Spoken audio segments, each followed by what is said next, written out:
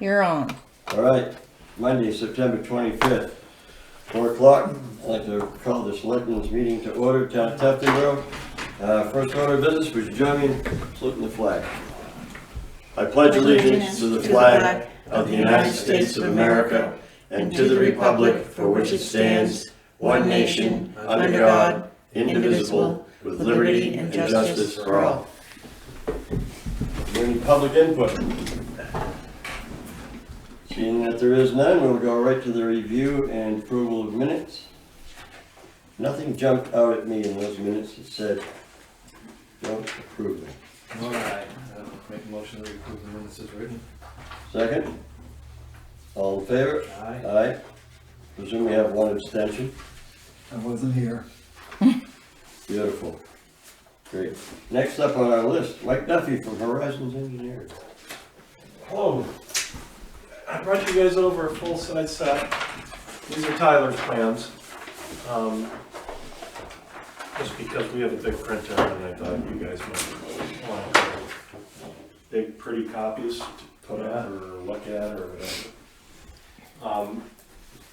There'll be 4 plans that are 4 sheets that are in our plan set that go in the bid set. So this is the one that Tyler sent that the wetlands approved, I believe. It was the last email that I got from him. So today, ideally today, we'll set the bid date. We'll figure out who, what, when, and where. And I can answer any questions. The bid that I put together, it's got 2 bid items. You know, I was kind of trying to decide whether I should split hairs and make 4 or 5 bid items or whatever, but I don't think you need to. I think it's going to be the wharf.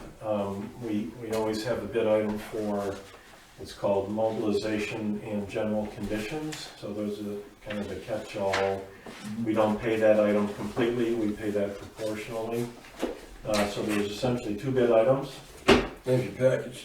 And that would be, that's the book right there.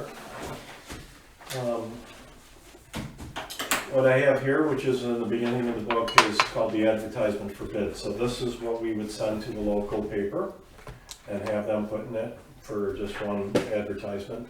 I would suggest just for local folks. Do you have an account at any particular publication you like to use? Salmon Press. They do the Granite State.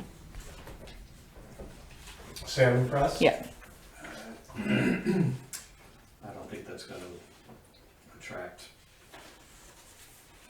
Well, no one can say that we did not do our due diligence if we put an ad in the Granite State News. And Well, aren't they Laconia citizen as well? I don't know, the Laconia sign as well. No, that's I the, thought that was, You would just want whatever office's kind of paper is closest to here, or is there a paper in Wolfboro? That's the Granite State News. right. That's Granite State News? which is owned by the Salmon Press. Yep. That would be fine. That'd be a local publication. So what I would do is I'm gonna email this, I'll find out who the gal is or a guy over there, and I'll email this to them, and then I'll say for them to bill you guys directly. They'll probably ask you to say, is that okay? And Yep, I can send you her name. It's Lori. okay. Bid dates, based upon being here, today's the 25th, what I would suggest is that if we could do something on the 23rd of next month. It'll give me this week to make sure I get it sent out, I get things wrapped up completely, send it out, and it'll give them 3 weeks to put their bid together. And what I'd like to do if we can is maybe meet at 4 o'clock here for that bid opening. You guys wanted to have the bid opening kind of in the offices here so anybody could be here. In public. Public. Yes, Yeah. it seems reasonable. Okay? Are you, we're gonna put it in the paper. The Granite State News, I don't think is gonna attract many vendors, No. potential vendors. It's a small No. paper. It meets the requirement. However, are you gonna be direct soliciting known vendors, known Yeah, I have 3 individuals right now that, it's the 2 folks that Tyler worked with, which I'd have to go and look and find their names in here. There's another individual, it's Hanson, I think his company is Hanson Bridge. But he does a lot of work, he's over near Sunapee, so he does a lot of work over in that area. Somebody I know, and I called him, I said, are you interested in looking at this? And he said, sure, of course. And then I know there was a local entity maybe that you guys wanted to make sure knew about it, or got the plans to be able to look at? I know of no one No? that's done any, has a crane big enough, for example, to drive sheet piling with. Presently. There may be somebody over in Laconia. I just thought there was someone here, a local person, that you just wanted to make sure knew about the job so that they could, if they were interested, they could throw their hand in. All the barge operators probably get the Granite State News or look at it. or Right, whatever. I don't know, that they don't have the ability to drive sheet pile. No, but at least they're aware that It's Yeah, happening. you could find a general contractor that would hire out that piece of it, you know. It doesn't sound. Anyway, if it goes in the Granite State News, they'll have their opportunities. Yeah, that'll be 3 weeks ahead, so that'll be quite a bit of time for 'em. You can also put it on NHMA for no cost. There you go. What is that? New Hampshire Municipal Association, Okay. they run ads for So if job openings and things. you send it to me. Are you gonna have the book as a PDF link? Oh, yeah. so we'll put it on our website. You do that. So pre-COVID, we used to sell the plans in the book. It's how we did it. We would charge like $100, and that kind of, or more sometimes. And what that did was someone had to be kind of really interested instead of, now we just say, we'll send you an email with the plans and the specs, we don't charge them anything. So many more people are like, yeah, put me on the list, you know, and if you don't have to spend any money. But anyways, that's just the way we do it now. There's nothing, you know, we weren't meeting at all for public bid openings for, you know, for a year and a half there. So we just kind of got away from the old way of doing things. So what I would do with this is anyone, you know, my name is on here and it says if you would like a copy of the documents, we say you can buy them for $250, we say you can buy them, or we'll send them to you for free via the email. So nobody buys plans anymore.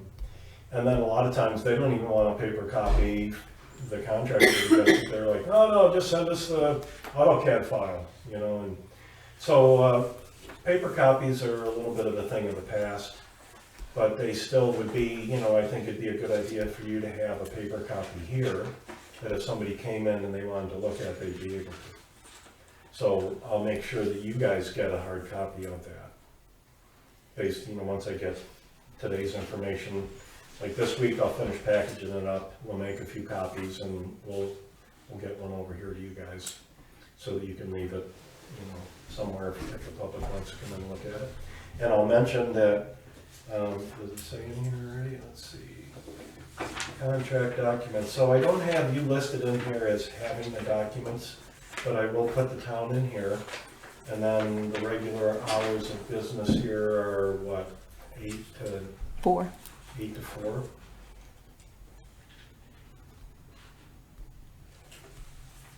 Monday through Friday? Thursday we close at noon.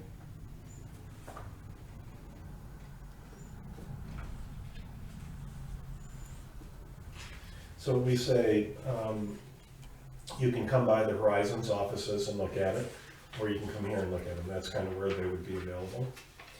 Now, I can tell you that what I've been doing for a number of projects, kind of big and small, is just saying, because I'll be like a town or maybe a precinct or something, want a precinct or something. Do you want to have a bid opening, or do you want them to just send the bids to me? And a lot of them are just like, well, just have them send it to you, you know, if we don't have to have a meeting or something like that. So this will be a little different, where I would say that they could submit the bid, hard copy to you, if you want. And like the old days, we open the envelope and you can read it. Or what I would recommend is that you allow them to email me the bid too. And then I'd be happy to be here for the bid opening, so I can just, I already got one bid, and oh, look, another one came in while I was driving here. You know, I'll be able to get online here, and any bids that come in. And essentially we say that they have to submit it at least electronically by the same time. So I've actually had probably 4 bids this year where I think one of them we met, and the other 3, the selectmen just told me, take care of it, Mike. Because I mean, when you send an email, there's an electronic record of when it got there. And everything. So I just need to remember, like, oh yeah, there was a bid opening today. Better check my emails. But if you send an email or a fax, it's no longer a sealed bid. Well, it's not a sealed bid, except for the fact that if I receive it, and I'm not gonna share that with any of the other bidders, so I You say suppose you're you'd not. have to rely on my professional credentials for that. That's a part of being a professional engineer, is you have certain ethics, and I wouldn't be telling anybody else what their bid was. What I usually tell them is, please make sure you don't wait to the absolute last minute. You know, send it to me a little bit ahead so I can, I can call you back and say I got it, So it's really up to you guys. I would say there's probably at least one of them that would be happy to just email his bid and not have to drive over here. But it's really up to you guys. This is your project, and you can do it however the heck you want to do it, quite honestly.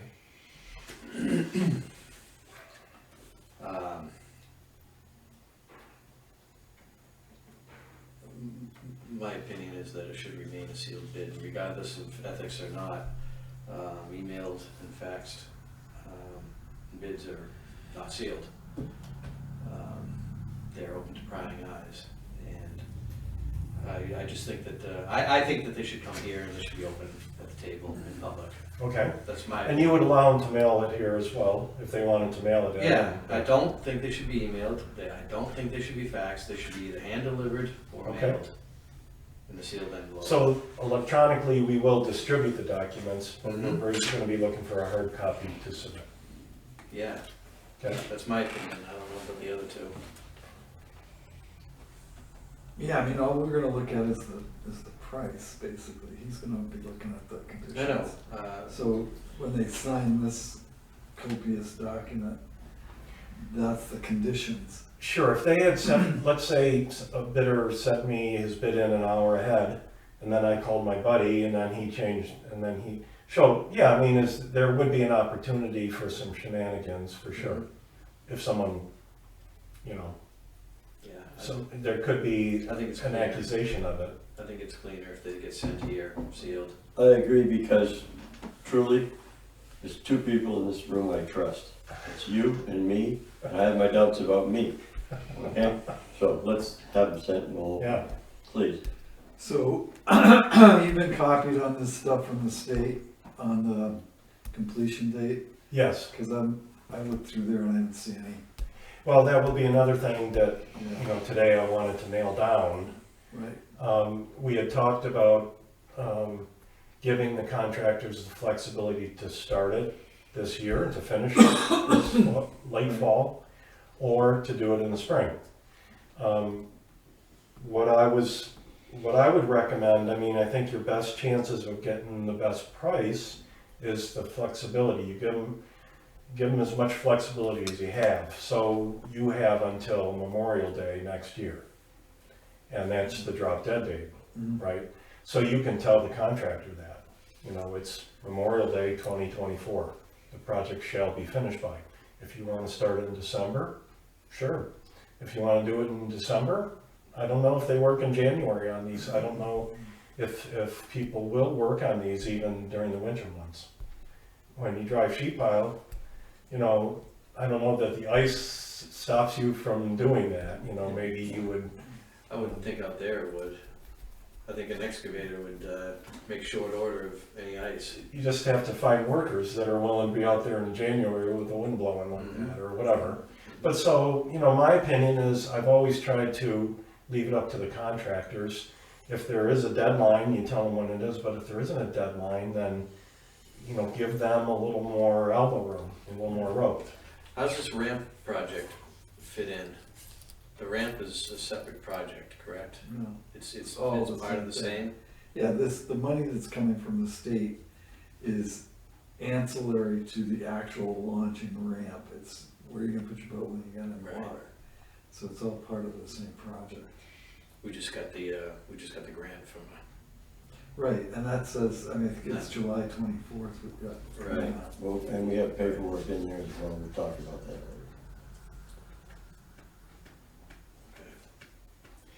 Now, maybe what we could do is say we want it done 2 weeks before Memorial Day. Or, you know, we can kind of compress it back a little bit to give us a little more, you know, well, you're a week late, but you're a week before we wanted it done, so we're still okay. You know, it's really somewhat semantics, I think, of that date. But, again, it's kind of like, we could maybe tell them we want it done this year, this construction season. And that might throw out one of them though. You know, one might be like, oh, I can't possibly get over it this year. But I'd love to do it next spring, you know, so that's the way I always look at it is, you know, let the contractor work with him as much as you can. And then expect him to work with you too. Right, I mean, I could foresee somebody coming in with a low bid that stretches out until next Labor Day.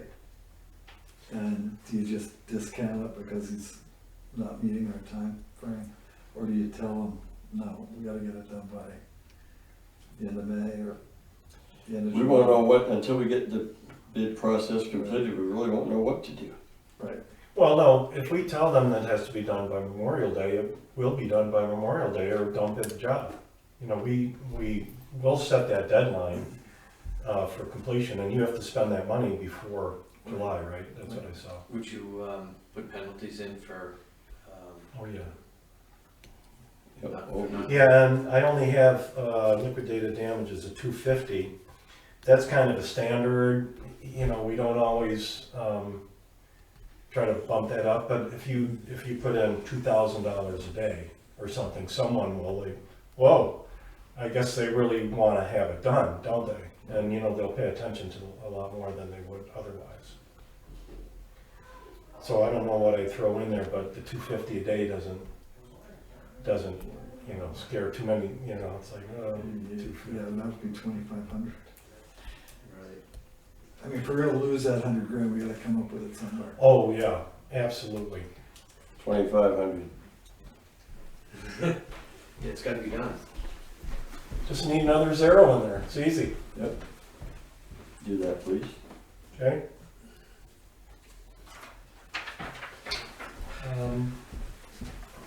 You want to say I'll pick a week before Memorial Day, just to give us a little bit of, Yeah, I mean, May 1st, week before Memorial Day, that time of year, it doesn't really matter.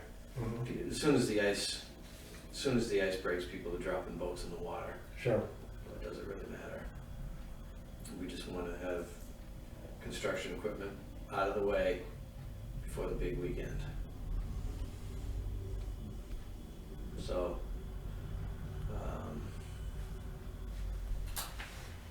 Did you guys, I don't know how much you got a chance to look through it or not look through it, I mean, there's a lot of, you know, they're legal documents to a great degree. Half the book is just to make sure that the playing field is well documented of what everybody's responsibilities are, essentially. You know, what we would do is if something, we were seeing that there was no action being taken, we wouldn't wait till Memorial Day to say something. You know, we'd be, what's going on, why aren't you out there, Sure. you know. Friday, May 17th.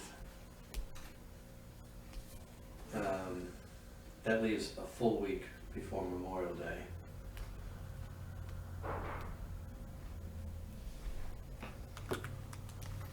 Seems reasonable to me.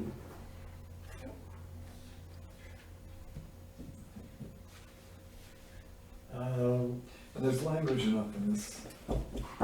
Oh, Lord, there's language on it.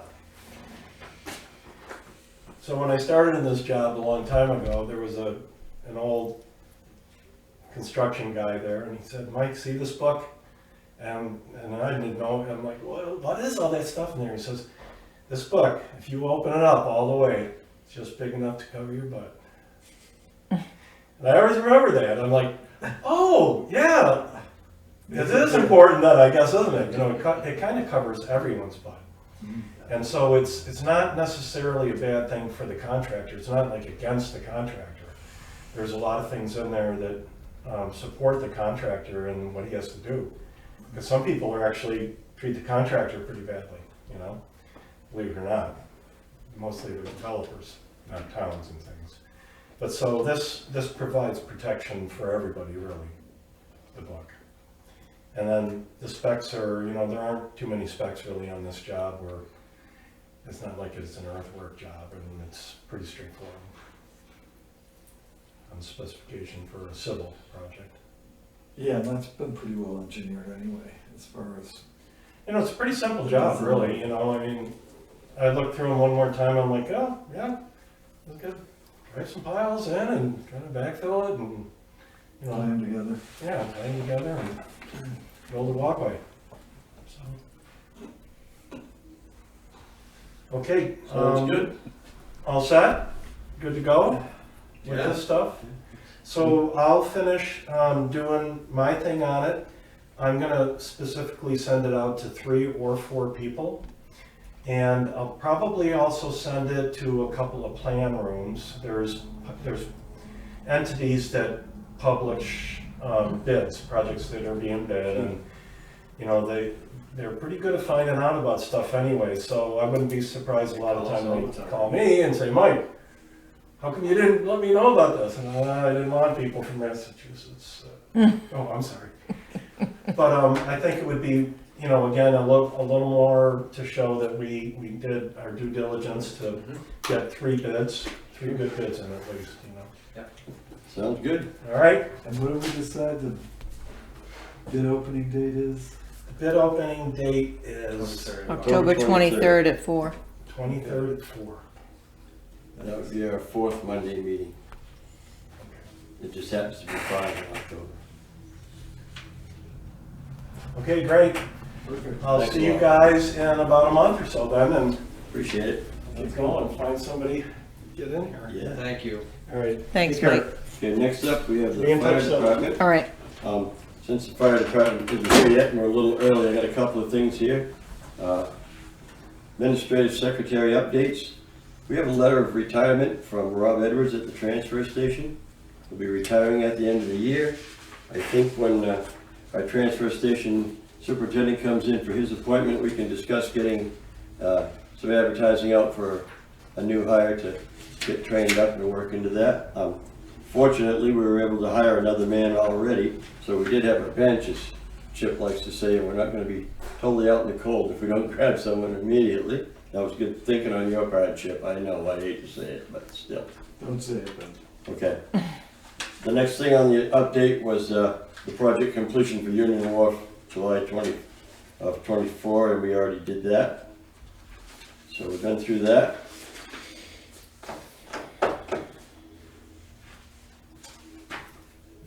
And our fire chief is not here, but I noticed Representative Cordelli has come in.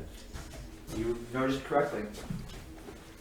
Do you have a 5-minute presentation or a question for us, Glenn? I was just coming to see if you might be discussing the community electric. We will be under Selectmen's updates for sure. Great.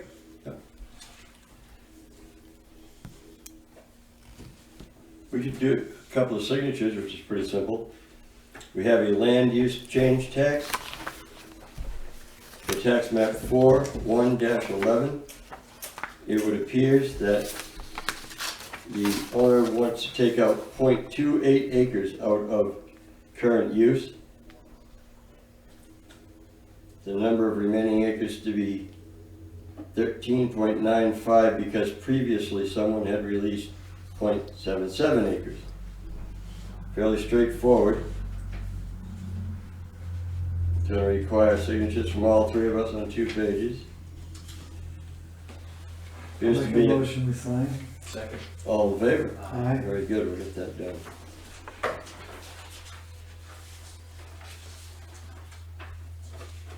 So this is a print and sign.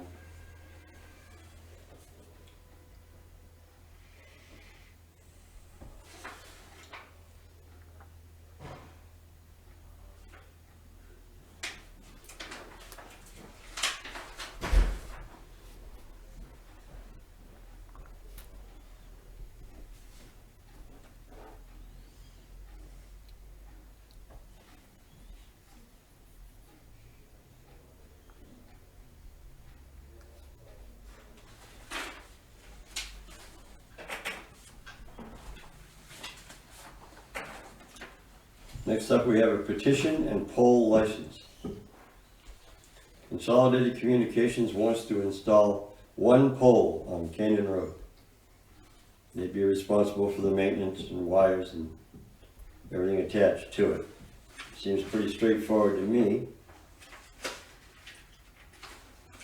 There's no utility pole there, is there? Apparently not. It has a map and shows where they'd like to put it. It doesn't seem like it's a huge event at all to me. I'd entertain a motion. So moved. Should like I'll to look. second. Okay. All in favor? Aye.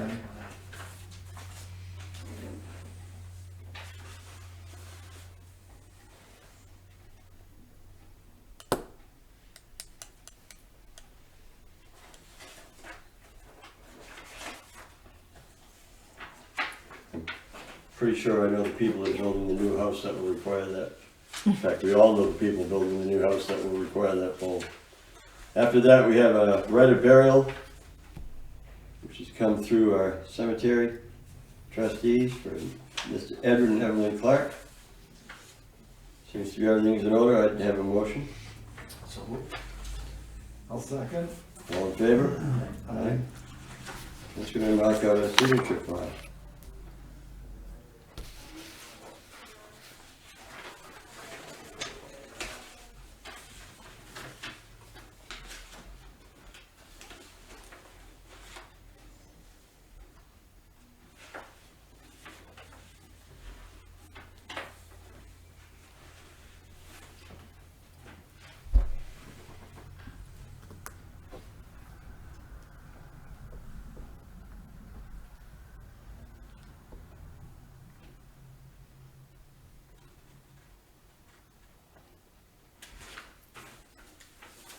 Is that the pole you're looking at? Yeah, it looks like they're, It's a new structure right, being built just below where Ventries used to be.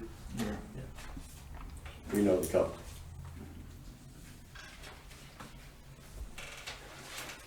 Alright, and it's that. I see our fire chief still isn't here. Transfer station isn't here.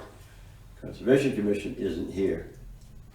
We have Glenn Cordelli. Chip, I want to know, did you get to see a copy of this? I did. Okay, so we've all looked at it.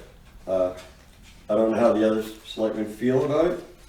It doesn't seem like there's a huge amount of effort that has to go into it. We at one time did have an energy committee. I actually ran into Bill Markison, who was on it, and just this afternoon. Steve Brinkley, he couldn't remember who else was there, but it just kind of faded away. So apparently one of the first things we would have to do is form an energy committee to work with this. And Glenn just walked away, so. Basically, it allows us to, again, form yet an aggregate, whether it just be the town of Tuftonboro or others, to use buying power to try to get better rates for electricity possibilities. As it turns out, the New Hampshire Public Utilities Commission authorized the purchase of electricity from many other distributors besides the co-op and Eversource, so that the individuals can already do that if they want to. The Right, benefit to this would be having a group of people might have a bigger buying power or influence. Personally, I doubt it. But anyone at this point in time is free to shop for their electricity. And with this program, anyone could opt out of it at any time they wanted to. No one's actually, has to join it if they don't want to. I think at this point in time, we need to give it a little more thought and decide if we want to put together an energy committee, which is the first step. Right. And I think before we do that, we're really not gonna make a decision on how to proceed with Representative Cordeli's proposal. Right. So, I mean, I didn't see a lot of public benefit to this, but Um, that's just my reading of it, and maybe just Mine as well. simplistic a reading. Well, if Representative Cordelli would like to be part of and work on a committee to give this further study and give us better information on the benefits, I would support forming a committee. But Well, when Representative Cordelli comes back. yeah, if Well, he brought the person forward, right? yeah, Yeah. So a little fox and hen house problem with that. Okay. but he's also a taxpayer in Tuftonboro, and he's driving this bus, so. I think we might have had some issues at whether it was real or not raised at the county level about things like that. I could be wrong. All right, our fire chief is here. Chief Thompson, it's your turn. Bring it on down. Okay, so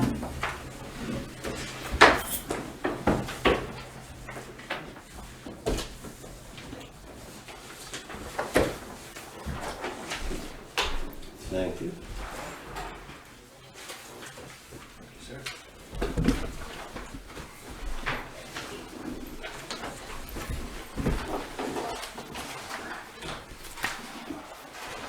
Before you get started, and this is gonna be part of my selectmen's update, I wanna say that I attended a joint CIP budget committee meeting at the fire department last Tuesday. And I gotta tell you, I was blown away. Your presentation was fantastic. I learned things about the fire department and the emergency services that I didn't know. You've got an incredibly professionally run organization. I really don't have words other than the fact that I was blown away and very, very impressed by what I saw the other Well, night. without good people, the organization is nothing. So without the good people that we've acquired as we go along, they make things run. You guys are so professional, and we're very lucky to have you, and I'm glad that we took the time to actually see what goes on behind those doors, because a lot of people don't know Right. what you guys do. It was nice to see the two groups come out and actually go through that. Thank you. Oh, you're welcome. Thank you. And maybe you could introduce your compadre. Sure. This is Chief Harmon from Effingham. He wanted to come over today as far as in reference to the car one. Oh, car one. Yeah, Right. the used, Ex-car one. yeah, car one. Effingham obviously is interested in purchasing it. There was question of whether or not that you needed to go out to bid. For that, you had asked if if I could go through Kelly Blue Book. It lists between $8,000 and $10,000 as far as vehicle wise. Obviously, our vehicle has some issues as far as it goes, so it'd probably be more along the 8 or lower as far as it goes. So, I don't know if you want to discuss that further before we get into the update, or what we would like to do. I wasn't involved in the previous sale. You were of some lease or something. Yeah, and I just gave the information to the police chief, and he sold them himself. But as much as I'd love to just offer it to Effingham, I think the fairest way to do it is put it out to bid.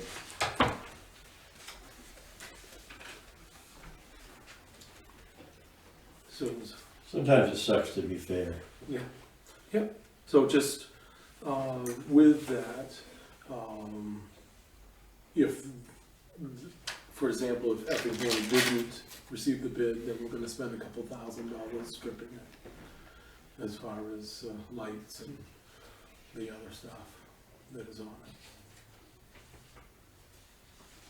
I'm on Okay. one vote. So whoever's buying it doesn't get that equipment? is it? No, Okay, no, it can't go out to, you know, the red lights and all that stuff can't leave with the vehicle So unless the it was cost- municipality. the cost to do that removal is a couple of $1,000? I just, by the time you get done taking the lettering and everything out of it, I can imagine it's probably gonna be at least $1,000 as far as stripping the radios and all that different stuff. And if we sold it to Effingham, it would be as is. It's gonna be as is, and they would give us they have the same radios, they have the same stuff that we currently have in our vehicle. We would take their wiring, leave the wiring installed, and go from there.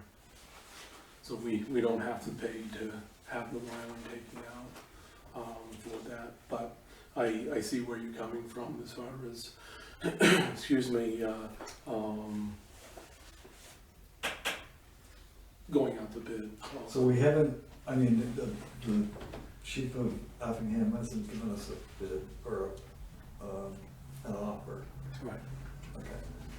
But And I would from think your that, description, it would seem as though he'd be willing to pay a little bit more than the average guy in the street, because he's getting all this equipment as well as the car. right, So I think it's, I mean, I'm also in favor of probably putting it on the street, but I think we can be more than fair to the Effingham department in that we're selling them an equipped car, so I think their bid will probably come in a little better than Yeah, Shorty's used car lot. exactly, because we'd have to spend money to strip it. Probably we could put that condition on the bid Do too. we have any kind of mutual aid agreements with Effingham? yes.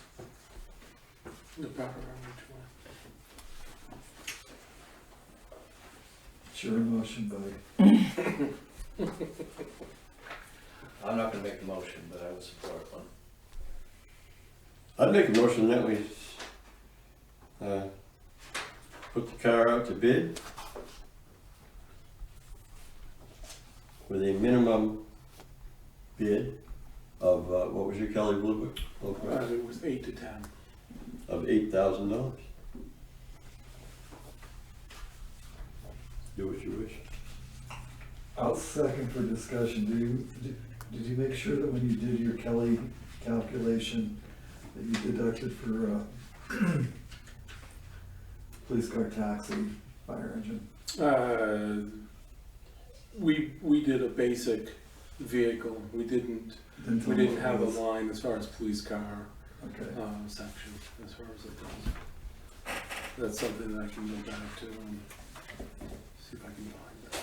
Since it's been seconded for discussion,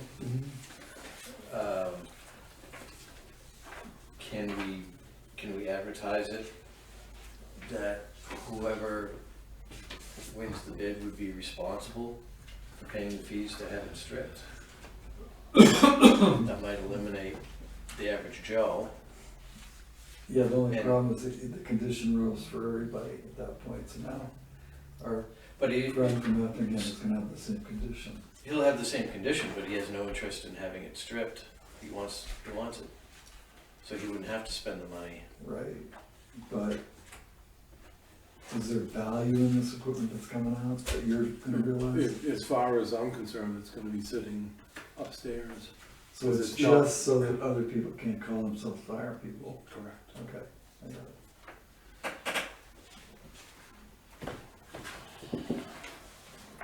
Any further discussion?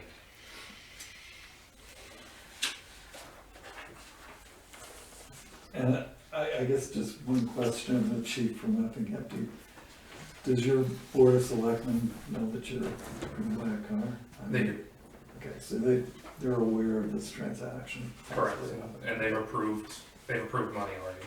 Okay, I think in light of the fact that we have mutual aid agreements with Effingham and there is an additional cost that potentially is gonna be borne by us to remove this equipment, I would say that I'm not gonna support the motion. I'll withdraw the motion. Okay. So now what do you wanna do? Well, now what do you wanna do? You wanna make another motion? Do you have you guys talked about a price? As far as price wise, I would say that we discussed between $7,000 and $8,000 for that.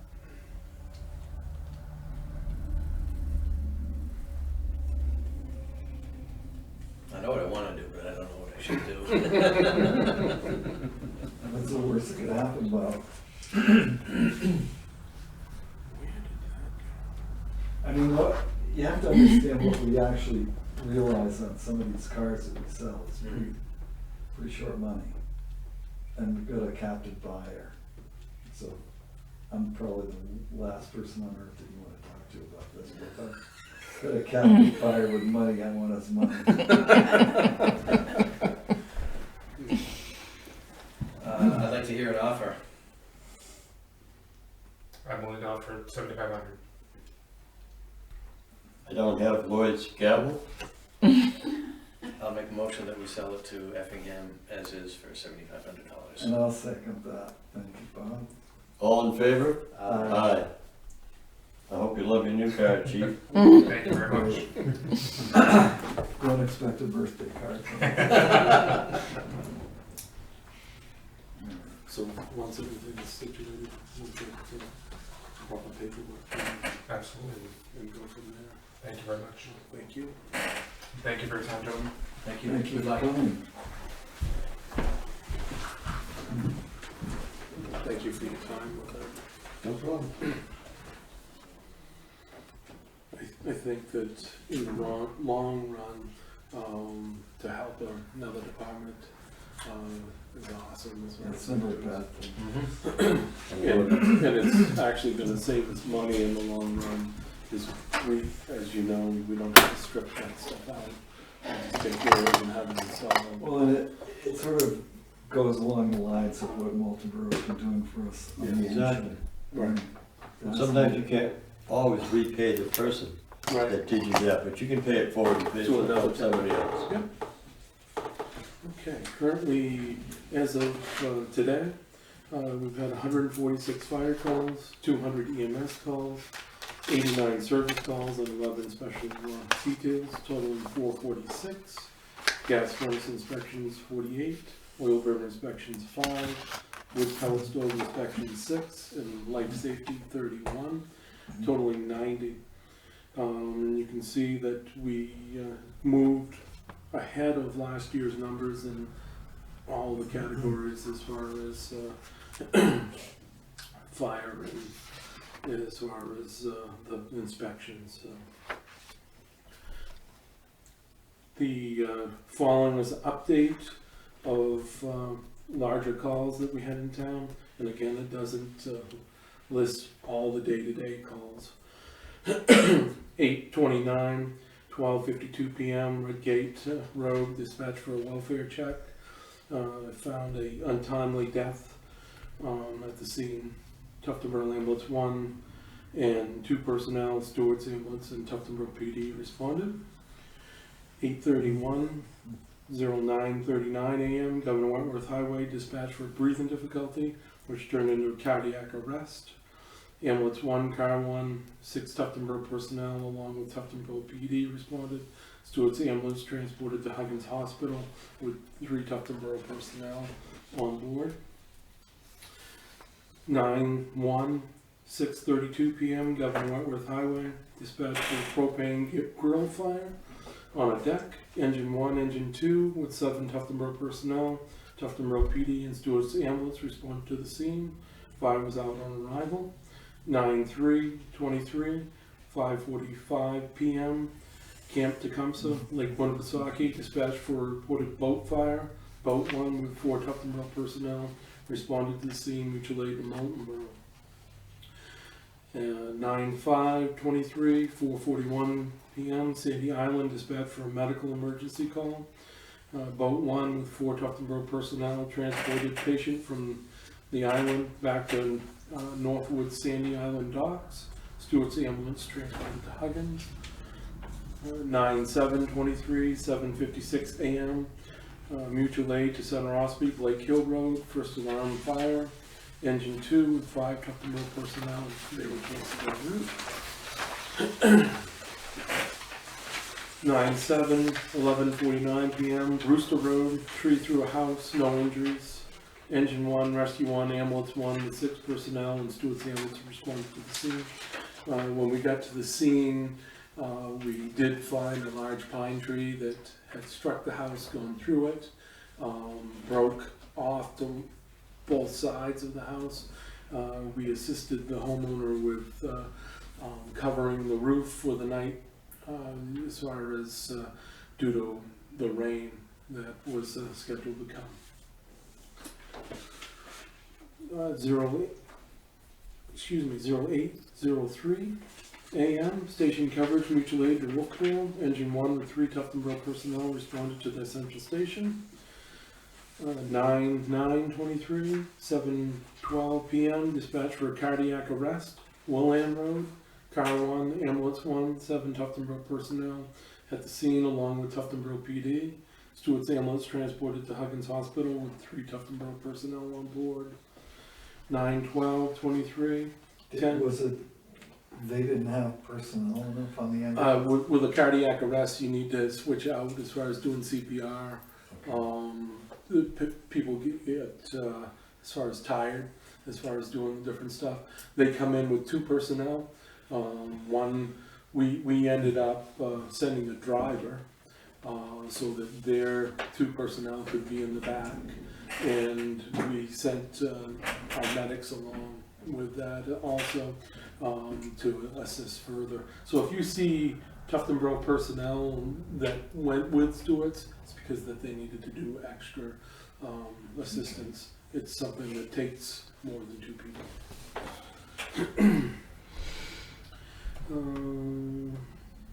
9/12/23, 10:31 a.m., Mountain Road, Ledge Hill Road for a vehicle engine that fell out of a trailer with an oil spill.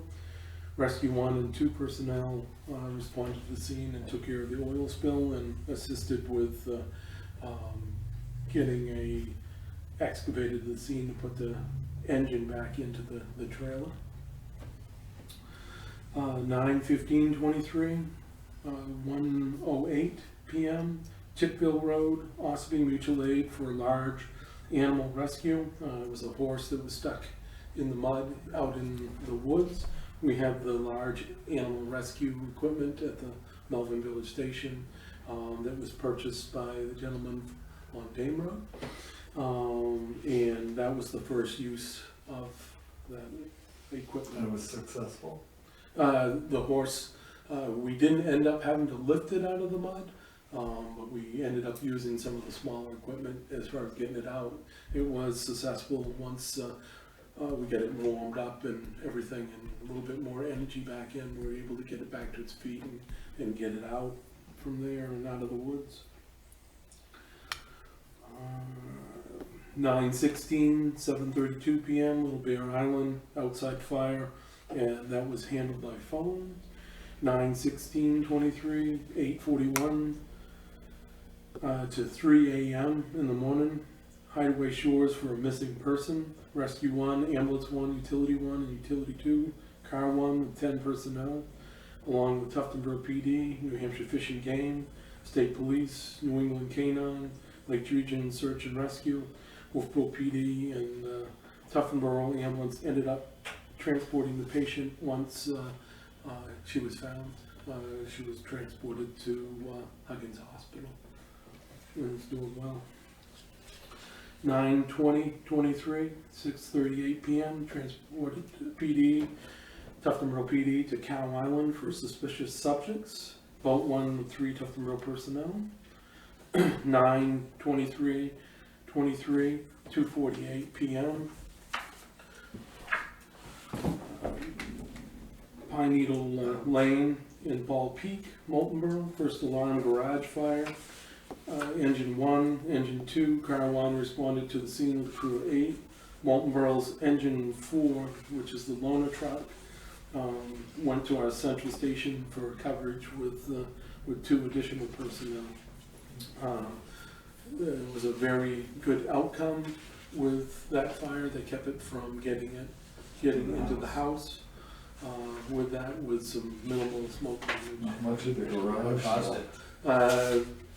Subjects were home. They're thinking that they had just come back from golfing, plugged in 3 golf carts, and that seems to be where the area of the fire. So it's electrical fire. Possibly a battery issue with the back carts, so lithium batteries. So, but any longer length of time as far as responding to that, they could have lost everything.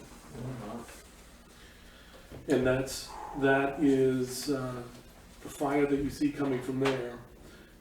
The homeowners were home. There was no detection in the garage because it's not, at that point in time, not necessarily required. They had no idea that there was a fire. Someone stopped and told them. So. Engine 4's quoted cost for repair at Power Product Systems LLC, DBA New England Detroit Diesel was $3,986.99. I would be looking for the selectmen to either okay or say no as far as for the repairs. Parts that were on back order for 3 months are now in at the Power Products Systems in Portland, Maine. I don't know if you had got the email. If this is a copy, if you need to print out. So basically for the 3,000. You got $10,941 left on your maintenance line, Yes, so I can, do that or we can afford abandon to do that. abandon your fire engine. Right. Yeah. They have obviously eaten a large amount. I know that they have a large amount of time into working on the truck. So without saying that there was an issue, they're supporting it, even though that it's out of warranty for, it was supposed to be for a year, and it's been over 2 years. They're giving us the parts at price, and giving us a Discount on the labor. real good deal on that. So the only thing is that hopefully now that we have the parts, that will take care of the issue with that. The air cooler and that other part that was needed are 2 areas where the aluminum could have came from, and it's looking like some. So was it intercooler? There's an air cooler in it, but there was also the other part that I had showed you a picture of that has a relief valve. They feel that relief valve became weak and is allowing that aluminum to go through and get into the EGR valve and all of that different stuff. And according to this, they were saying that there was some areas in that particular valve that holds the relief valve and the oil filters in place that looked like it may have been chipping off as far as aluminum wise. So that could have been it. So you're looking for permission? I'm looking for permission to. I was looking for permission to spend $3,986.99. Have you come to us for permission for other repairs similar? Well, I said I was going to, before anything was done with this. I mean, I basically, think our expectation was it was gonna be a lot more money. yes, Mine was- yes, So, yes. before It was mine also. Right. You know, if they had not done what they did, or if they said that we needed an engine, I understand it 100%. But where I had said in the past that I would come to you before doing that, obviously with the other engine repair, basically I had said, go ahead, take care of it, and we got it fixed. But I'll move that we allow Chief to proceed with this repair. Second? Yeah. Any further discussion? Yeah, I just don't think that it needs to come before us, but. That's kind of what I was getting at, but he wanted permission, so we're offering. All in and favor? Aye. Aye. is it okay for me to sign this? Absolutely. Yes. All right, very good. That's all I needed with that. And obviously the next line, We've handled. you've handled already. The new car one is in the process of being upfitted So, and leaded. while we're there, Yes, we haven't consummated the sale, but we've agreed to a sale on your previous car one, but are you gonna keep that in active duty until your new Yes. one's ready? yes. Okay. Today, the new vehicle has its license plates and is all situated as far as to be able to drive it on the road. It's headed to Laconia tomorrow. It'll be there for a week as far as for the lettering and the striping. Once we get it back from there, it's headed to Ospey Mountain Electronics on 10-2 for the radios. We're still waiting on one radio for that, but we're going to install, it's gonna have 2 radios that are installed, so it'll have the old one already in that. So that'll be all situated. And as it said, the command center and council and rear command area will be installed on 10-2 also. In-house, we've installed any loose equipment in the cap compartments, such as lights and all the different stuff that was in the back of the Suburban. That's all been taken care of currently. Engine 1 went to Eastern Fire Apparatus today in Milton, New Hampshire for the yearly service, state inspection and maintenance. And the estimate on that, cost estimate on that? As far as engine 1, Yeah. it'll all depend. Yearly service is usually probably around 1,800.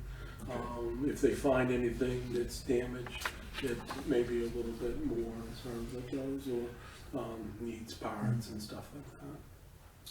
Same with engine 2, but that'll be on the 29th, and that's usually about the same. They go once a year for those services. Right. The new furnace will be installed at the Mirror Lake Station on 9/26 of 23 by Butler's Heating.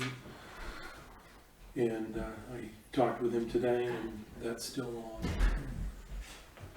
on. Crack filling and sealing has been completed at Melvin Mirror Lake Stations. The Mirror Lake Station, I had a discussion with the company that had done that. We weren't satisfied with the crack sealing. They came back and did further and took care of any concerns that we may So have speaking had. of Mirror Lake, I've been gone for a few weeks. Have we continued discussions with Stewart's about? They came to look at it, Mhm. and they were gonna get back to us if further as far as that goes. It looks like they're gonna be in Wolfboro for at least another year for doing Wolfboro's ambulance coverage. Wolfboro was looking at possibly buying 2 used ambulances to do their own as far as it goes, but I haven't heard anything further if that had gone through or not. But Stewart's was still gonna be their backup until they get up and running as far as it goes. There are 2 ambulances in the Wolfboro house, as far as behind the laundromat, were still gonna be there. They weren't going away. But obviously they were looking to move one of their rigs out of Molten Borough because they couldn't sleep, both crews there, with Molten Borough going 24 hours. So what's the market for a used ambulance? If you have a piece of emergency equipment, like we learned at the last week, that you can only use it for so many years Right. before they age out. Don't municipalities or whoever owns these ambulances age them out and then sell them? A lot of times, yes. So like our fire apparatus, as far as, you know, we usually get rid of that at 20 years. If it's still in, you know, somewhat decent shape, there are smaller departments sometimes that, that apparatus is better than what they might have. You know, their stuff might be, you know, 30 years old, and they're not looking at what the liability is down the road as far as if something happens with that. Well, I'm not looking at that. I'm looking more at what's the opportunity to purchase a slightly used ambulance that's 5 years old? It's out there, so They're out there? obviously Best Care ambulance went out of service last year, I believe it was. They had 3 ambulances that were setting, you know, that set for a year. And I think that Wolfboro actually is looking at those ambulances as far as it goes, but the used rigs are out there. Sometimes some of the stuff is harder to get than others.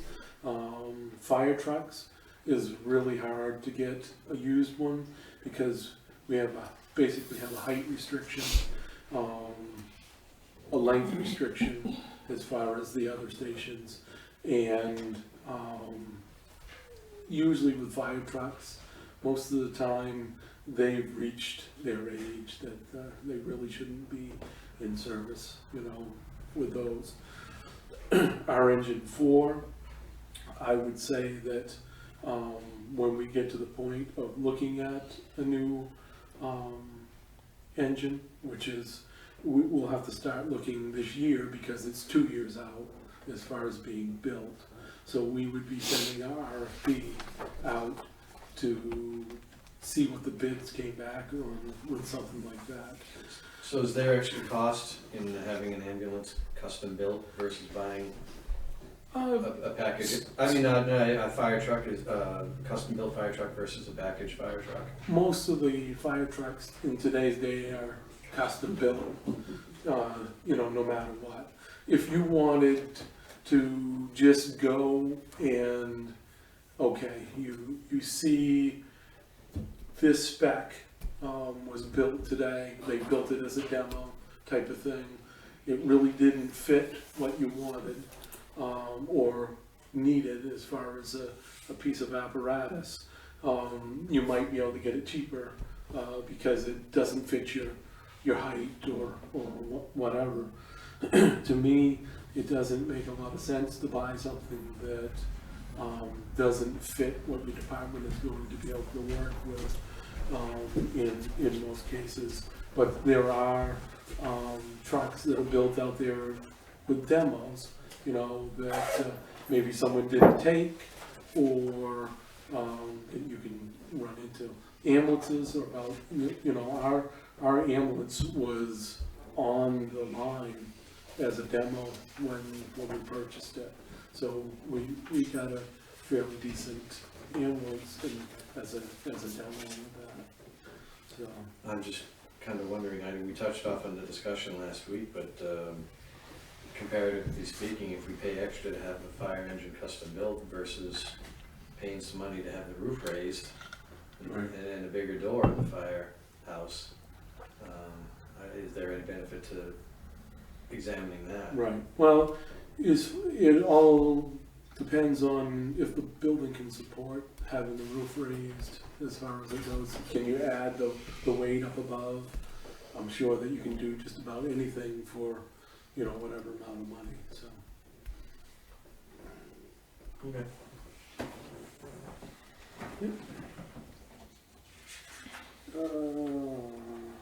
Minor PM and battery Yes, sir. replacement. At Central Station, emergency generator was taken care of by Generator Connection. That was a total for $450. We've had an issue with a circulator pump boiling on at the Central Station. New pump is on order through Brookside Plumbing and Heating. Still waiting for White Mountain Propane to install a propane tank at the Melvin Village station for the backup generator. I talked with them today. They're waiting to see which way the town goes as far as when we go out to bid for the propane. Apparently that is like right close by. They don't want to put a tank in and have to have it taken out. from Have there. we started that process? Yes, I sent it to 5 vendors today. Excellent. So once that process gets situated, I would say that we go from there. We put an RFP together for electrical panel replacement backup propane generator for the Bear Lake Station for 2024. I would assume that that would be a warrant article and that you would choose whether or not to support. Again, working on an RFP for replacement of engine 4 as it will be 20 years old by the time we receive it in 2025. Fire trucks are 2 years out, and some of the dealers are 48 months out as far as replacement. As of 9/18/23, we are eligible for applying for funds as we are in one of the 5 counties that were declared in the major disaster declaration between July 9th and July 17th, 2023. It looks like that we have about $66,677.78 on the highways side to apply for. There's a little bit more as far as on the fire side, but not a huge amount. We are in the process of filling out the proper paperwork. I, along with Captain Morgan, sat in on 2 separate briefings on how to apply for these funds. These were virtual briefings, and they were held on 9/20/23, 9 a.m. and 2 p.m. And you're gonna be applying for the highway funds as well? Yes, Okay. we're an emergency management director. I'll take care of the paperwork with that. Jim has got all of that paperwork to me as far as the bills and stuff. And in our, I can't remember if it's correspondence or the other one, but we have a thick explanation of what went on with that from the governor, and Adam has provided that with us. So I just looked at the $11,000 he it's- had left in his budget. It's riveting reading, so. 66 would be nice. Unfortunately, that goes back in the general fund. Does Captain, it? Does it? yes. So Yes, it's not coming through the highway grant? no. No. Captain Pike, Captain Morgan met with CIP committee at the Tuftonville Library for the department's yearly update on 9/13/23 at 6:30 p.m. and all went right with that. Captain Pike, Captain Morgan, firefighter paramedic Galvin, and I met with the budget committee, CIP committee, and it was my understanding there was one member of the planning board there also on 9/19/23 at 4 p.m. Presentation was given to the different boards, as well as a tour of the central station and the meeting article.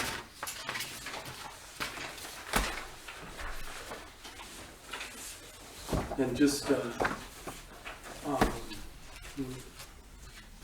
as far as the trucks, as far as the diesel trucks, backing them in and letting them idle and stuff like that. This is an example of a lot of times why they're shut off fairly quickly, because the regen process on our engine 2 starts up without any, quick notice. Pipe was hooked up, truck regened as soon as they, or started to regen as soon as they hooked that up. It's over 1200 degrees, instantly started melting the pipe and catching it on fire. So we're really careful about running them any length of time, especially inside the stations. But, Can a regen start after you've started it? Yes. And does it inhibit the truck from moving? As far as, the fire engines, are set up so that, they don't, you can push a button to try to override as far as the regen until that is needed. If someone's not paying attention, it'll start its regen process, and then a light will pop up. But if you didn't see that, then went from there. We've had some issues as far as sensors, with the apparatus, that, it's constantly telling the truck that it needs the regen, even though that it didn't need to. And, our engine one, we had that sensor replaced, and we're watching, the other engine for that. So there's no concern about, you getting called, getting into the truck, starting it up, having it start its regen cycle and inhibiting you from It going should out on not. call? It should not. So, but that's all part of the whole new process there.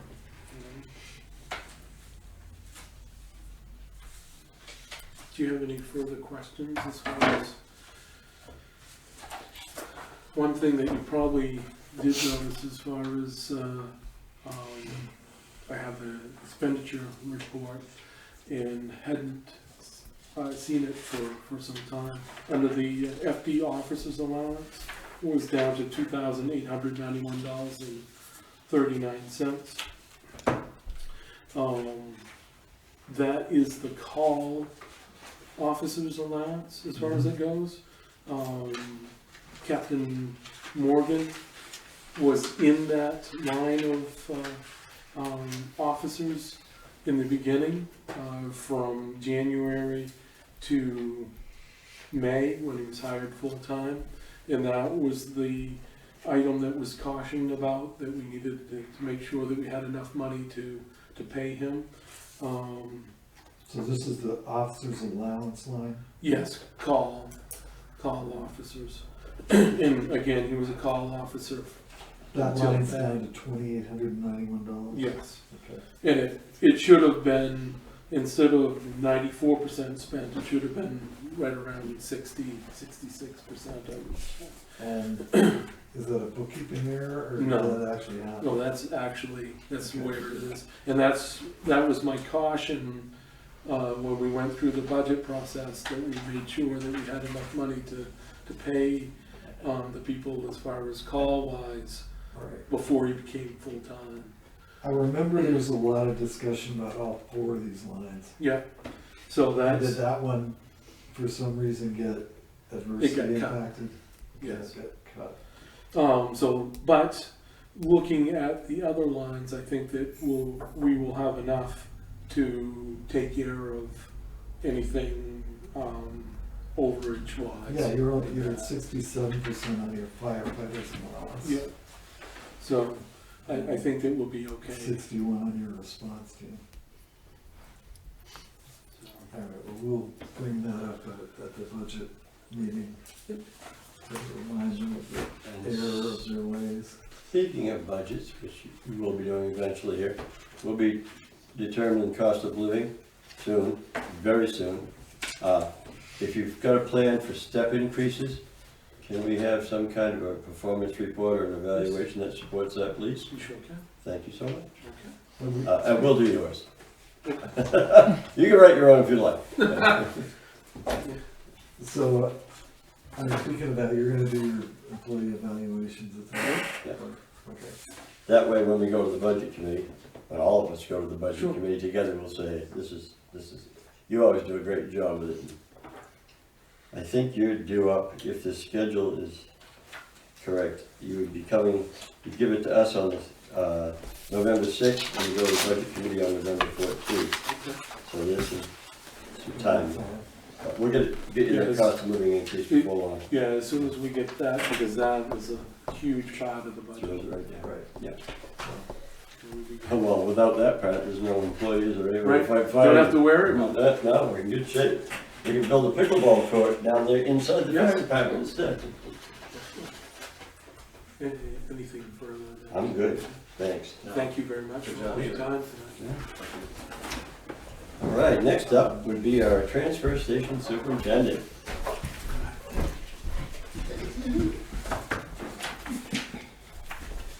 Thank you.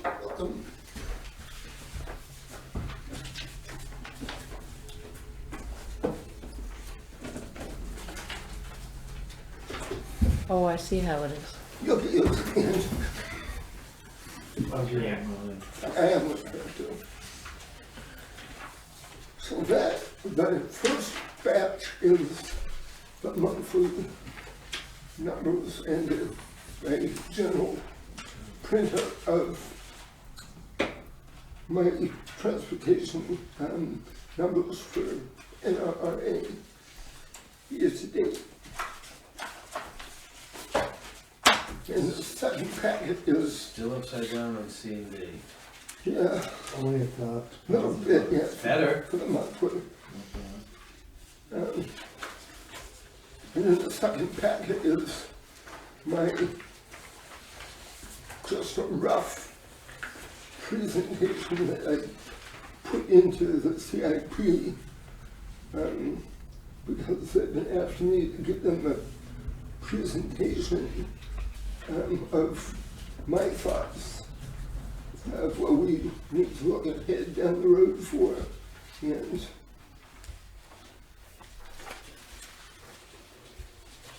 these are some of the things that I think that we need to start to look at down the road.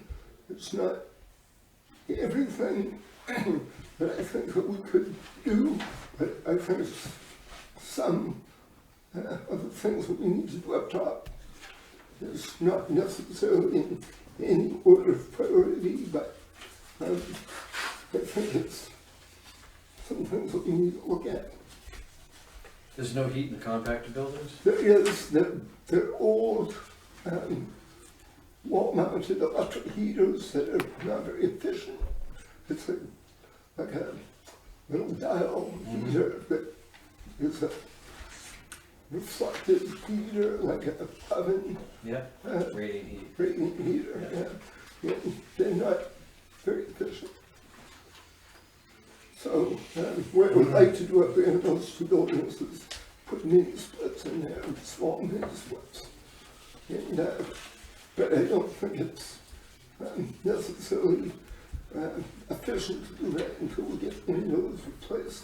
I've replaced both the doors in those buildings over the past year, and it's got original windows in there now, but they're bad shape. There's no screens in them, a couple of them are cracked. It's time to replace them. Are the buildings insulated? Yes. And the last quote I got was from the window place in Wolfboro, it was 15,000. I had those, and so my guess, my closest guesstimation would be, probably a little more than double that if we put the windows in anybody that big heat. So it's 15 grand to be Both big windows, yeah, both buildings with windows. That was last year. My guess is if we put mini splits in there, have those installed and by the window, by the mini splits, probably somewhere around 5,000 a piece. So my guess was probably close to 40 for. I think I know the answer to the question already, but I'm gonna ask it anyways. Is there a way that those compactors can be operated remotely from your office? Yeah, I'm sure that we could, but it's my suggestion would be not to do that. It's some safety issues. It's highly dangerous. Yeah, I know, that's why. It's So liability, they might want somebody actually physically there. yeah, that's an emergency kill switch right there by the button. Also, if someone is there, they might prevent someone from putting something in there that doesn't belong in there, which we've had issues with Yeah, that before. that's- Could solve a problem real quick. Yeah. Shoo them up, yeah, that's it. That's another thing that we can, help prevent people from throwing stuff in there that doesn't belong.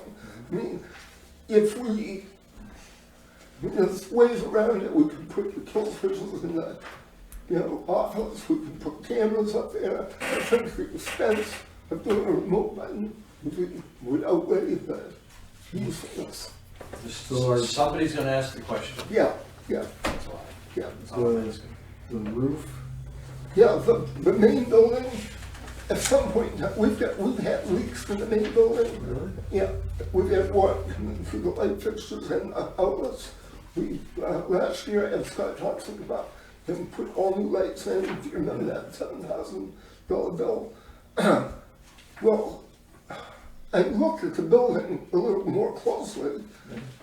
The whole front of the building was re-roofed, it's all black, raised, seam, metal. Right. The whole back of the building is the original silver tin. Only the half roof was ever done.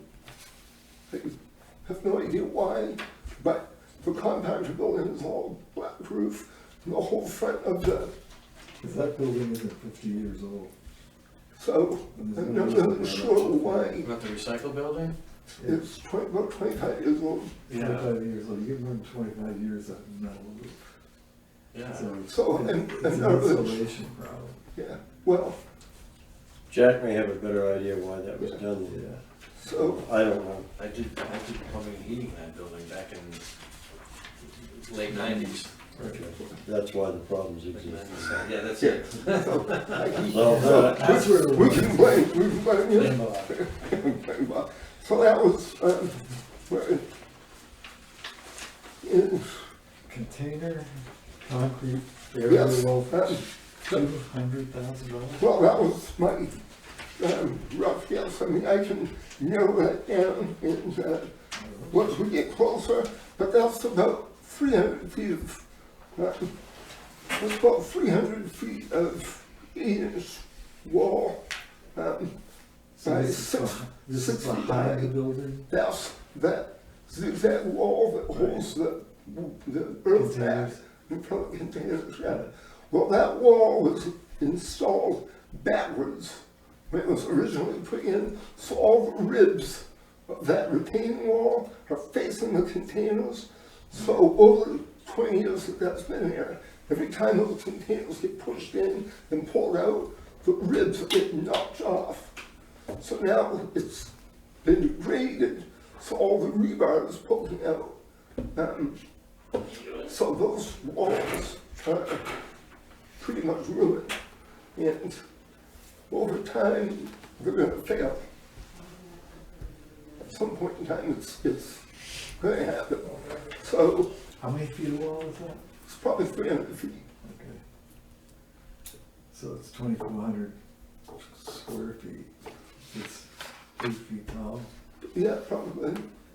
You So- do cubic feet. You need to multiply that into cubic feet in concrete is at least $70 a cubic yard, or more than that, probably. We're talking labor. No, you can get it installed for under, well, no, it's a little over $100 a yard. We'll see. So that was just, I threw that gets out there. I mean, if we can narrow that down, as we move on. But I don't know if that needs to be engineered, but I figure there's going to be an engineering cost and we have concrete cost and labor cost, so I threw out You're probably not far off. yeah. Yeah, at some point in time, we're gonna have to look at a pavement cost up here because the parking lot's starting to fall apart. We talked about that once before, so I didn't even do And that. did you address that, Sinkhole? I've asked 3 people for quotes and I have not received anybody. So I may have to come to town to get somebody that's interested in fixing it. I thought you were talking to the road agent. I did. And? Nothing. He's been busy apparently with his other work. I can't apologize for that. He's been busy doing other roads. So. I'm not- Well, on an even less positive note, we've received word that Rob Edwards, our longtime employee, will be retiring for the rest of the year. That's on the 31st. So we need to get an advertisement out. If you'd like to write something up, get together with Cammie, our new town administrator, Audrey, is very good about knowing where to post these kind of things. New Hampshire Municipal Association, for example, posts openings. What your requirements might be for a brand new man, I'm presuming. You never know, you might get one with experience. You might get one that has some licensing. You might have to have a brand new man, but if we get on it now, I guess we won't be caught with our pants down next summer. Right, yeah. And that seems good to me if you can do that. I was going to mention that I have a couple guys that are in the pipeline for part-time, or per diem, and I don't have that budget with me right now, but I think that we had somewhere around 9,000 left in the per diem account. Do you have a number 2 up there, second in command? Yeah, Rob. That's Rob. Does his job description reflect that? As a number 2? Yeah. So my, You've got $11,800 in your, According to this budget report that was run on the 22nd, recycling assistant 3 per diem says $11,847. so that was, thank you. so I reaffirmed that. so Selectmen all. my thought was, maybe next meeting, bring, my 1 or 2 people in, so you guys vet them. Sure. And if they work, to get them trained up as part-time people, I can use the rest of the year to get them trained. And, Is that gonna fit with the scheduling issues that? That would. Yeah. we'll try to work out, yeah. And if they work out, we might be able to just slide somebody into a full-time position later on. Well, would your other full-timer, would he qualify as a number 2? Yes. So you would essentially move him up to number 2 We're gonna bump up. and fill his position? Correct. We might be able to just take those 2 per ends and natural. All right. And it would save us a lot of tears and headaches. All right. Are there any other further questions, suggestions, or? So you've got a joint CIP budget visitation coming up? Tomorrow, we have a TPM, Okay, the CIP and Budget Committee coming for a tour and to inspect our equipment and see what we need to replace. Well, those people being experts on that kind of equipment will probably give you some good advice. You won't either? no, I shall be at the racetrack in Tamworth. So, I think he can handle I'm gonna be at work, so I'm pretty sure I that's won't what be I at this did. one. Yes, I'm sure I'll get some good input. no doubt. The only thing that I don't think I had is, I don't know if you got this proposal from the telephone people. That I had that, I haven't seen I it. had the telephone company that leases the phone system here come to the transfer station and do an on-site survey for my phone system, and they gave us a proposal. If you want that, here it is. So that we can be linked directly from there to here. It's essentially the cost of the phone. So that would be a monthly charge.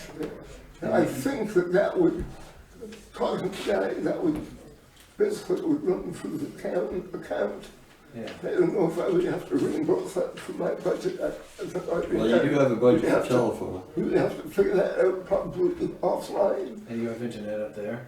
Well, I was under the impression that this included the internet, but this is kind of vague, this proposal. No, this won't include the internet. If you don't pay for internet services up there already. Yeah, we do through Spectrum, so it's So you just- have internet up there? Correct. Okay, then it'll work. Yeah. That's all you need is an internet connection.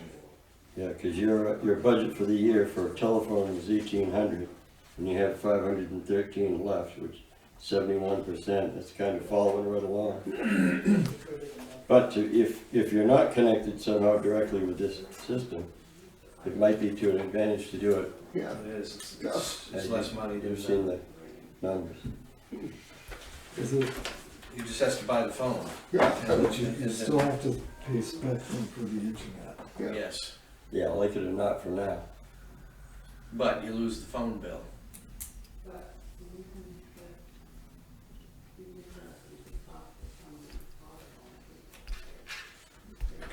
You lose the consolidated phone bill, you still have to pay for the service So of the it's phone. $78 for a phone bill here, what's the, I think that my phone bill with internet and telephone is like 156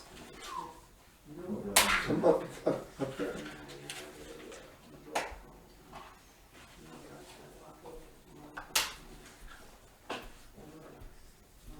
I can do the math, I guess, so it's $78.61 a month, and then today's total, what does that tell me, Bob? I don't know what that other $200 is, that's all I'm saying, this one, down here. Is that a monthly charge, or is that a? And I'm not, So that's the monthly, okay, that's an installation fee, okay, installation charge. So the installation charge is $125. okay.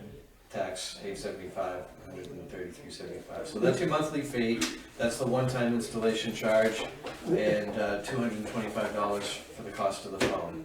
That is my one-time cost for the But- remote phones for the. And is So the, the $225 installation cost, $225 for the phone, $133.75 installation cost is one-time fee, and then after that it's $78.61 a month.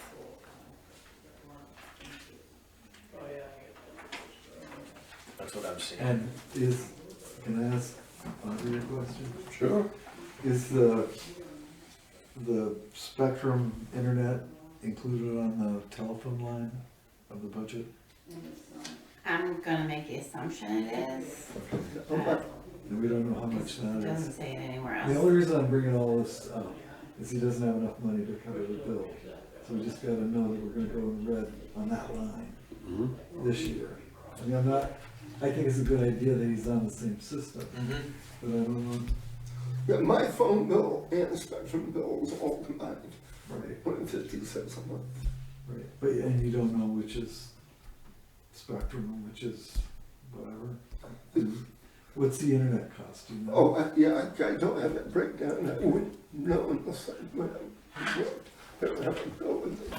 The monthly fee is less than what we're paying now, it's just the installation cost and the cost of the phone that he'd have to cover. Well, we're not alleviating 100% of what we're paying now, that's Correct. No, Correct. no, not, So, maybe half. Maybe, I can take a look and you can review it again next Monday. Yeah. it'd be I nice. don't think it has to happen That'd be better. immediately. You don't have to vote on it now. I just wanted to give you guys a, And then you'd have Opportunity you'd have to see to it. absorb the cost of the phone and the installation cost in your budget, so. yeah, I could just put in a new equipment. yeah, in this. I mean, let's just make a couple of broad assumptions. You got $78 for the new system, say your internet's $75 a month, now you're at $612 at the end of the year, and you got 518, Yeah. so, So I've got my building maintenance budget and I've got my new equipment budget, which, no, I'm not saying it isn't gonna get funded, Yeah. I'm just saying that we gotta be aware, because I remember when we did the phones here, there was some confusion about how much of a savings it was. Yeah. It really wasn't, it was just a new system, so. Okay. I'd say we hand that proposal to our administrator, town administrator, and let her do what she suggests Okay, and earn her money. Anything else for Chris?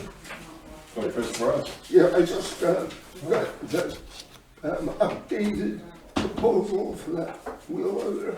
yep, And I haven't gotten any new updated proposals yet for the other, from the other two vendors.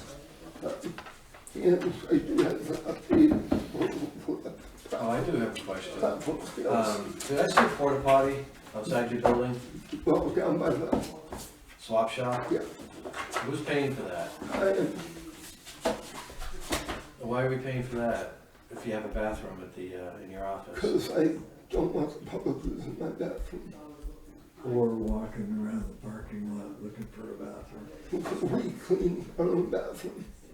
I don't want people with unknown diseases and walking in. Tim, I'll never use that bathroom again. Well, it sounds like a very clean bathroom. It is, believe me, I use it. Okay.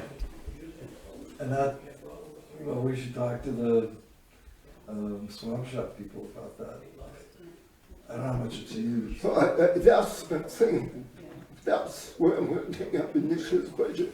I'm hoping that I can put a separate line in my budget for the swap shop. And maybe I can pay for that through that line. No, But they don't have a budget. there's no, you know, I mean, people, it's not a huge item, but you know, just, they're It's getting. $150 a month. Yeah, it is, but we only have it there from May to October. And then we have, when junk doesn't get taken away, well, you know, 4 times a week we go down to the backhoe, pick up all the crap that doesn't get taken, bring it out, dump it in the CE. So that is an expense to us. So, I mean, we have an unseen expense. It's not a ton, but it is something. Oh, it's probably $1,000.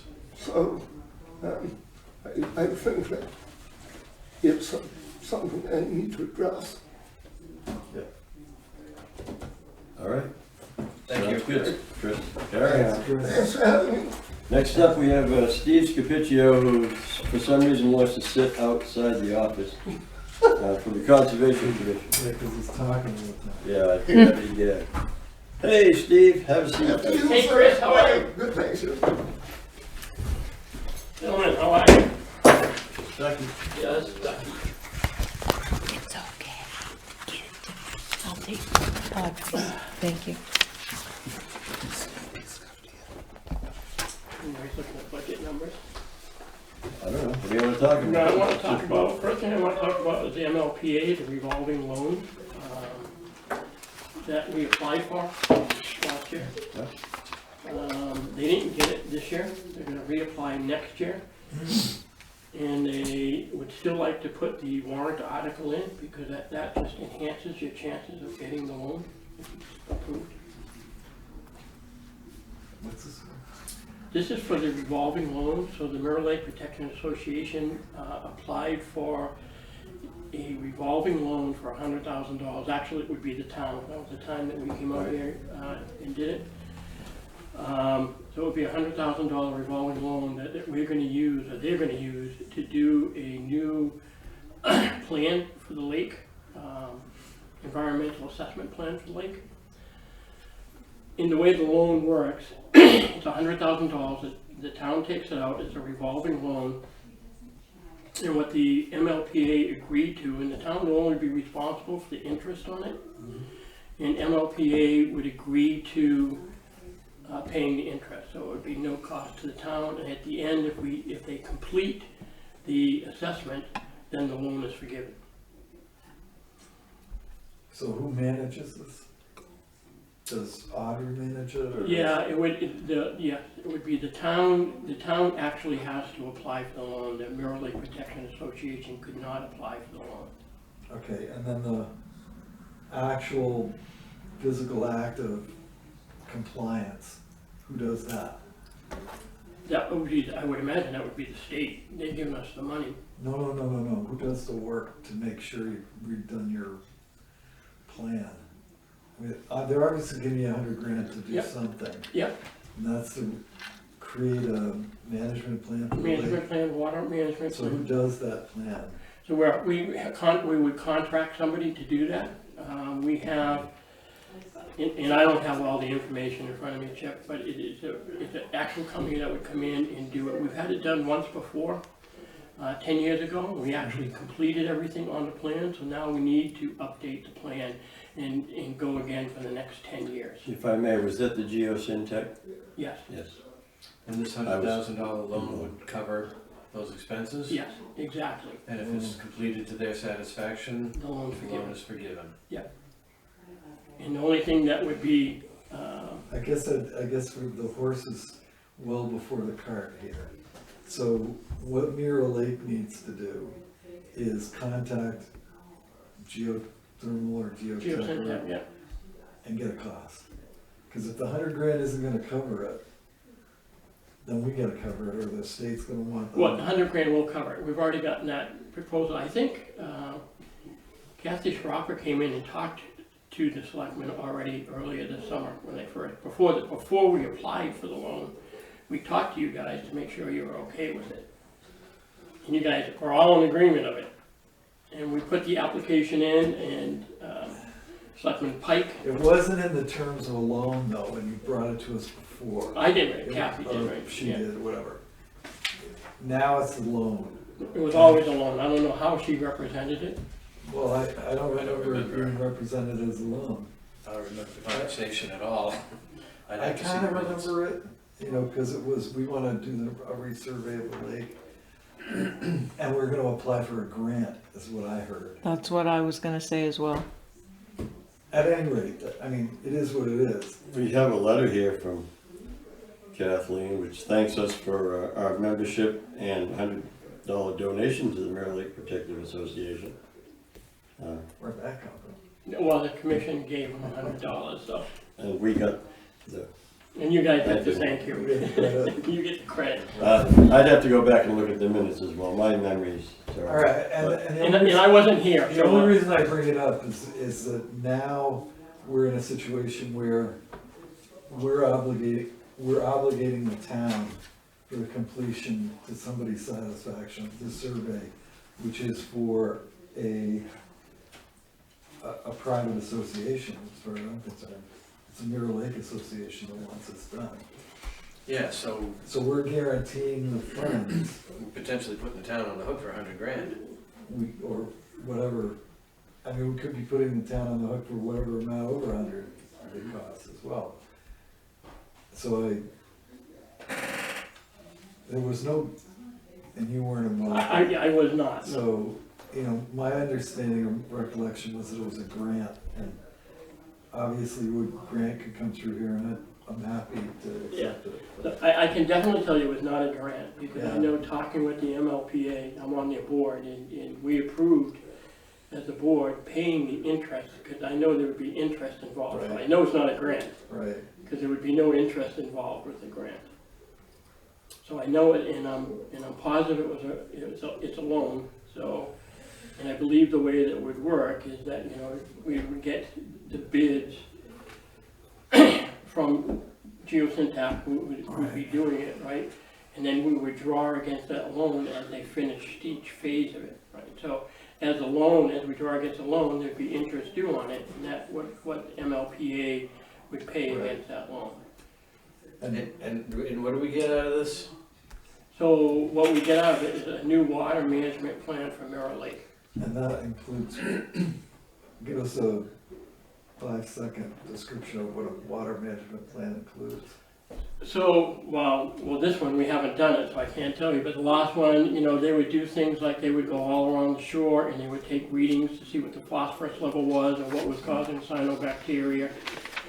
We as the Mirror Lake Protection Association, independent of whether we get this or not, are actually going to do boring to see where the phosphorus is coming from. We still have a problem with phosphorus on the lake. So part of this plan would be to help us identify where this was coming from and the mitigation that we need to do to keep the phosphorus out of the lake and the salt and everything else that's going in it. So in a nutshell, that's what the plan would do. They would actually go around the whole lake and they would take readings around every house and see what the chemical structure of that place was, as well as at different levels on the lake. And then they would come up with a plan to help mitigate those problems. With the Geosyntac study done 10 years ago, 10 years more ago. now, also included some culvert replacements, creation of rain gardens to mitigate stormwater runoff, and heavy recommendations on fertilizers and things for lawns that didn't contain phosphorus, and trying to keep that especially was a big one. And also there was a look at septic systems, which is huge. As we know, the Narrows, basically there's only two ways for water to go, either into Winnipesaukee or into Mirror Lake. And some of those systems down there off of Lang's Pond Road, I know still exist, are just nothing but a piece of perforated pipe. And as long as we're all that way, if our toilet flushes, we figure it's working. That's not necessarily the case. So Geosyntec recommended a whole bunch of stuff. Whether it got done or not is anyone's guess. I know in the other area, out behind the Bennett farm, all that stuff was done for sure. Because Ben Ladd and I worked on that extensively with the Mirror Lake Protective Association in conjunction with the rebuilding of Lang's Pond Road. So the only thing that wasn't done on that last thing was they had recommended a community septic system, and that was not done. That was the only thing on that plan that we did not complete. Okay. Now, I'll be more than happy to tell Kathy that she has to come in here with more information again. Or, I mean, we're being asked to obligate the town to $100,000. $100,000, right? And I guess I'm not prepared to do that yet. I thought we were dealing in different terms, that's the usual deal that you bring in. I've got X number of dollars and we need to raise X number of dollars and then we own it. Yeah, so this is not me per se, this is something totally different. Yeah. But if she comes in with a plan a little more fleshed out to what we need, we can work with that. Plus it has to be a warrant article, and we'll be getting into warrant articles late in the year, into the first of the year, so you got a little time to work with that a little more. Get something that we can get our teeth into a little better. I mean, we'd only be supporting the warrant article, not the actual yes in the warrant article. That's up to the voter. Right, But we're asking the voter to obligate the town. We're asking them to believe what we tell them. In the event that Mirror Lake Protective Association can't pull it off, we're gonna pay back the loan. That's exactly how it works, That's yes. But they've been pretty good about pulling that off the last time, so I gotta say. I was involved with that a little more than most. And there's some reason why they don't wanna do it? Without They can't, so this is, the revolving loan is from the water fund, and it has to be through the town. They would do it if they could, they cannot. All right, this is gonna take a little more thought. Right, well, again, Kathy can come in. Yeah, Kathy can come in, and what I can do, FB Environmental are the ones that actually suggested it, going through this fund. And I can actually tell her to have them draw up an outline of what. Yeah, just so we are clear on where we have to go with it. I mean, are they just gonna send us a check for $100,000 and we'll put it in a separate? I don't think so, I think it's a draw, so I think as things get So completed. we've got we're now tasking our office to manage another process that wasn't there before, so. This is, yes, Okay. that would be correct, I mean, because it does have to flow through the town, it cannot flow into Mirror Lake. Okay. So absolutely, but I will get back to Kathy and tell her that she's got to put together something a little more definitive to move forward with the warrant item. Sounds good. The second thing I wanted to talk to you guys about was 19 Mount Brook. So we're just finishing up year 3 of the environmental study that Wolfboro paid for. So what the commission is recommending is that we could move forward with another year of studies anyhow. The way that it worked up until now, the first year that we did the study, the RIB was not in use. And they had it shut down because of the problem with the seepage coming through the side of the mountain. The second year was a dry year, and then this year was a wet year. So we've got 3 good years. We've got a baseline without the RIB, we got a dry year with the RIB, and then we got this year, which was a wet year with the RIB. We're recommending that we go at least with 1 more year of the study to finish the data. Couple reasons that we're recommending that you do this. One, the permit is up for the RIB, and they're in the process of a renewal application for the RIB. We want to make sure that the town is involved in that process. We don't even know if the state is aware of this 3-year study. So one of the things, so there's a couple things that we're concerned about. One, is they're at a 350,000 gallon per day limit right now. We're concerned if they up that the amount of water coming through 19 Mile Brook won't be able to sustain that. So what we would like to do is the town and the Conservation Commission send DES a letter informing them that we have this study, and that we also would like to be kept informed of the progress of the permitting application.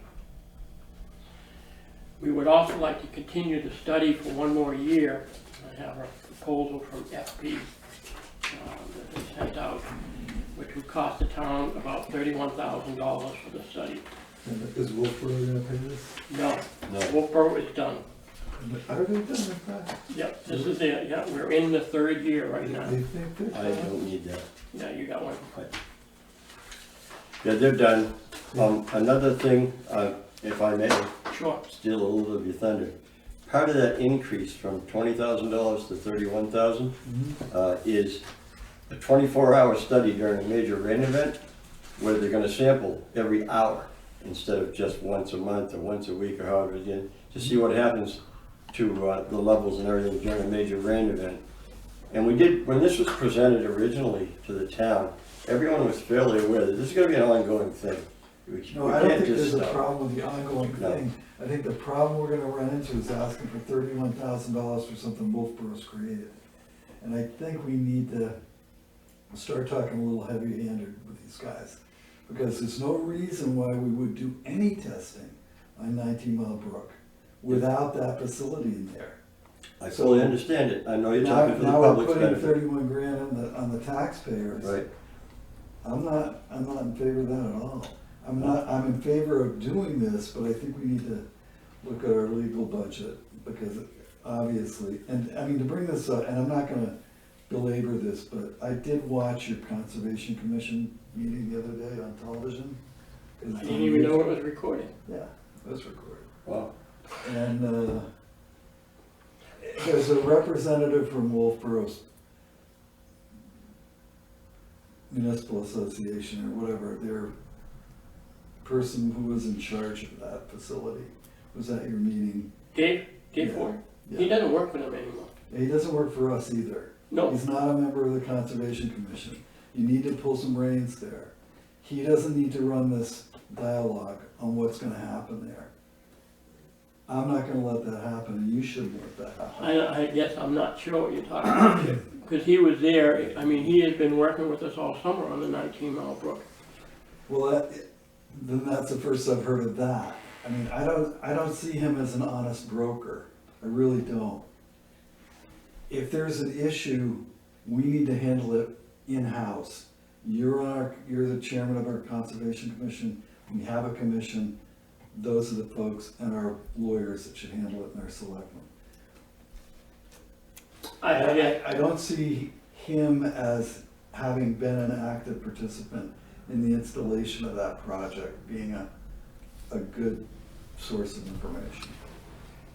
So this is my opinion. I mean, he's a good source of information because he's educated in that field, and he knows exactly what he's talking about when he is there. I mean, he knows all about the chemical analysis and what's happening to the environment around there.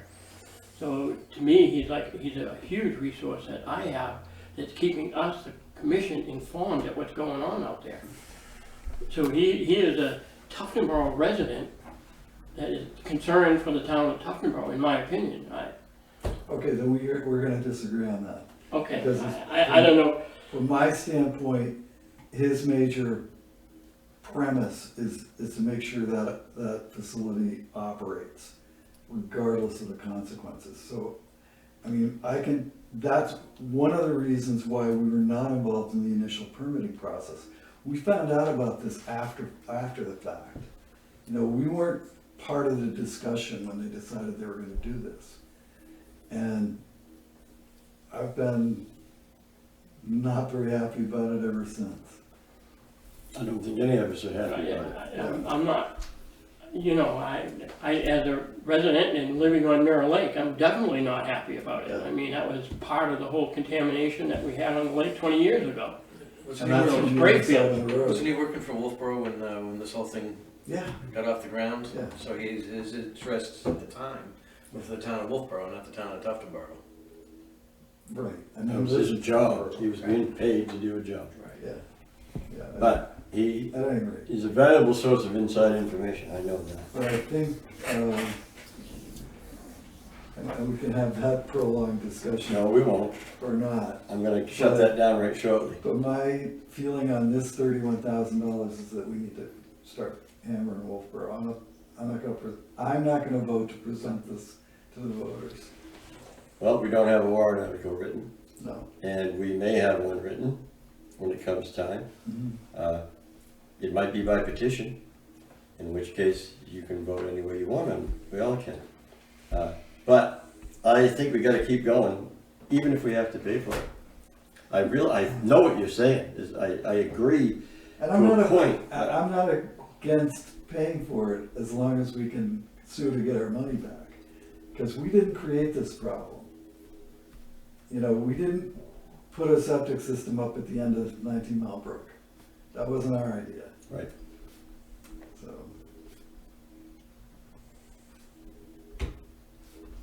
All right, and when did they want to start their scientific survey here? On this? Well, it wouldn't be until the spring of 2024. Starting, spring of 2024. okay, so it starts in the spring? Yes, spring of 2024, right. So they can't do the So is there any more that they're gonna do between now and then? oh yeah, they have to finish up this year. They have two more. They have an October sampling and a November sampling. That's why we can't get the report until January, because they need all the months Right. before we get the report. And when you say the 365,000 gallons a day is, 350, yeah. or 350,000, seems to be a maximum that we would like. Keep. That's based on what evidence? I mean, they're gonna come in and say they need 600,000, so how do we counter that? Well, well, that's what this whole study is. That's why we're doing the study. So our concern is at the level that they're pumping into those basins now, we can see what chemicals are coming out through the ground, and that's where our concern is. Things like the specific conductivity, and the other chemicals, we can see as they increase the level that those numbers started to come up. Mhm. That's why we're saying we should at least send a letter to the DES saying, hey, we want to be kept informed of what's going on. And by the way, we've done this 3-year study. We'd be more than happy to send you all the data once we get it to show you what's happening there. And anything on the pond that's now dead there at the junction of Lang Pond Road and 109A? There was no life left in that pond, when last I heard. Well, that's a whole different, that really has nothing to do with the RIP. What that has to do is the sediments filling in and the oxygen being sucked out of the water because of it's filling in. That's, So it doesn't have anything to do with the RFE? No, it it's doesn't. The flow? yeah, no. It doesn't have anything to do with that. That is just the natural, what's happening. A lot of that happened when the owners of that land up there, they dug that landing area, and then a lot of that stuff slid down into that pond. That created the level of water to decrease and the oxygen to drop in that pond. And then we got the weeds starting to come up. And once that starts to happen, then what happens is you lose the pond, you lose the water level, and then it just, the debris and stuff starts filling it up and the pond goes away.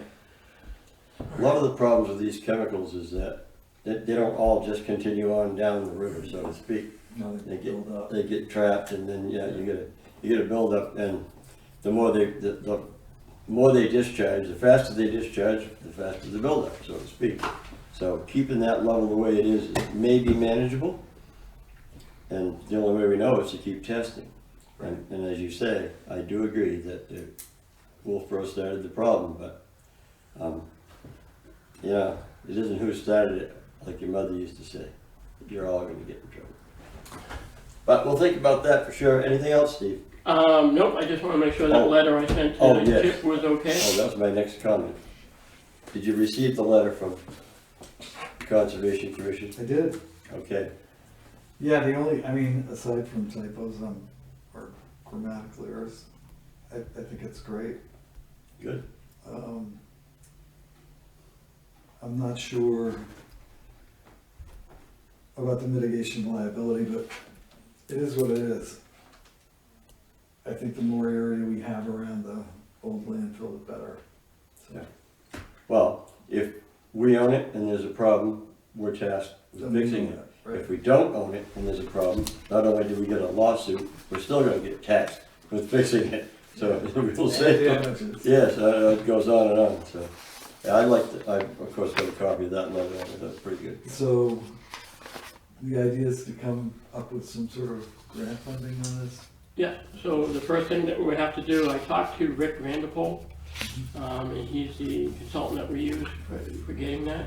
And he thinks it's LCHIP, because they already gave us some money for the Great Meadow.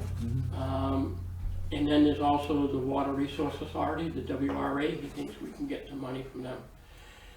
The next step would be to get an appraisal done, because we can't do anything until we get an official appraisal, not the town, but an independent appraisal of the value of the property.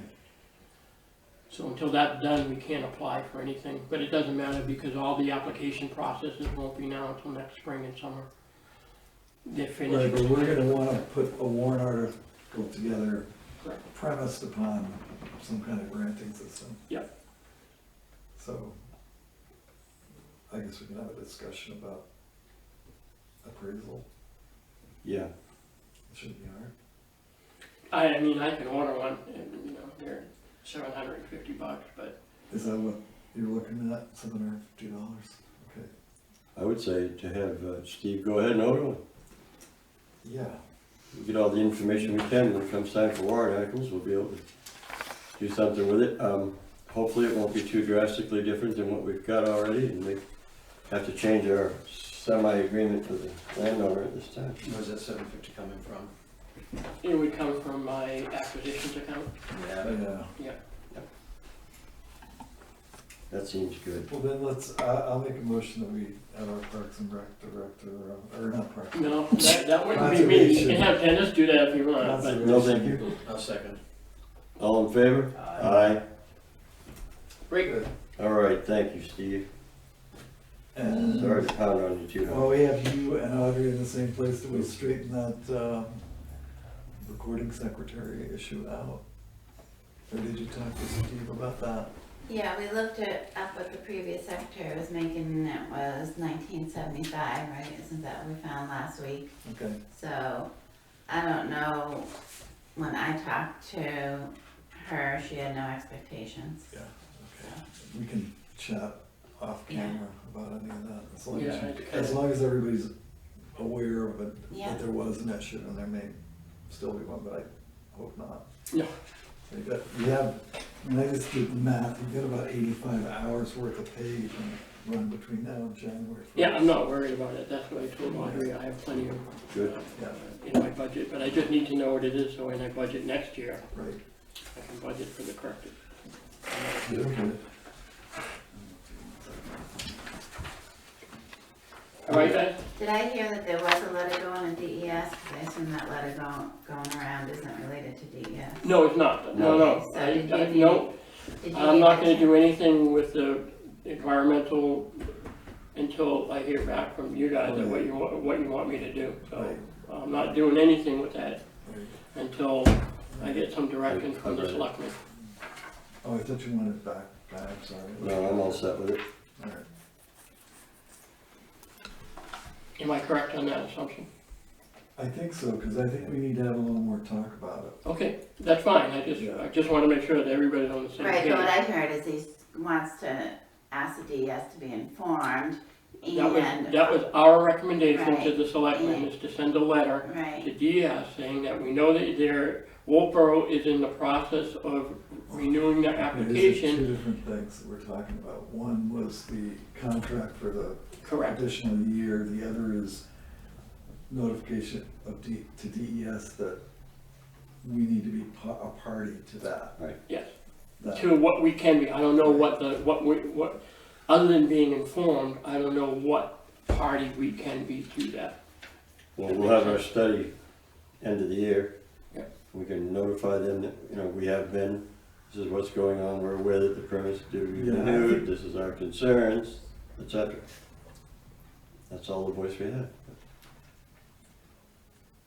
Well, we could be a party because it is in Tufton Borough.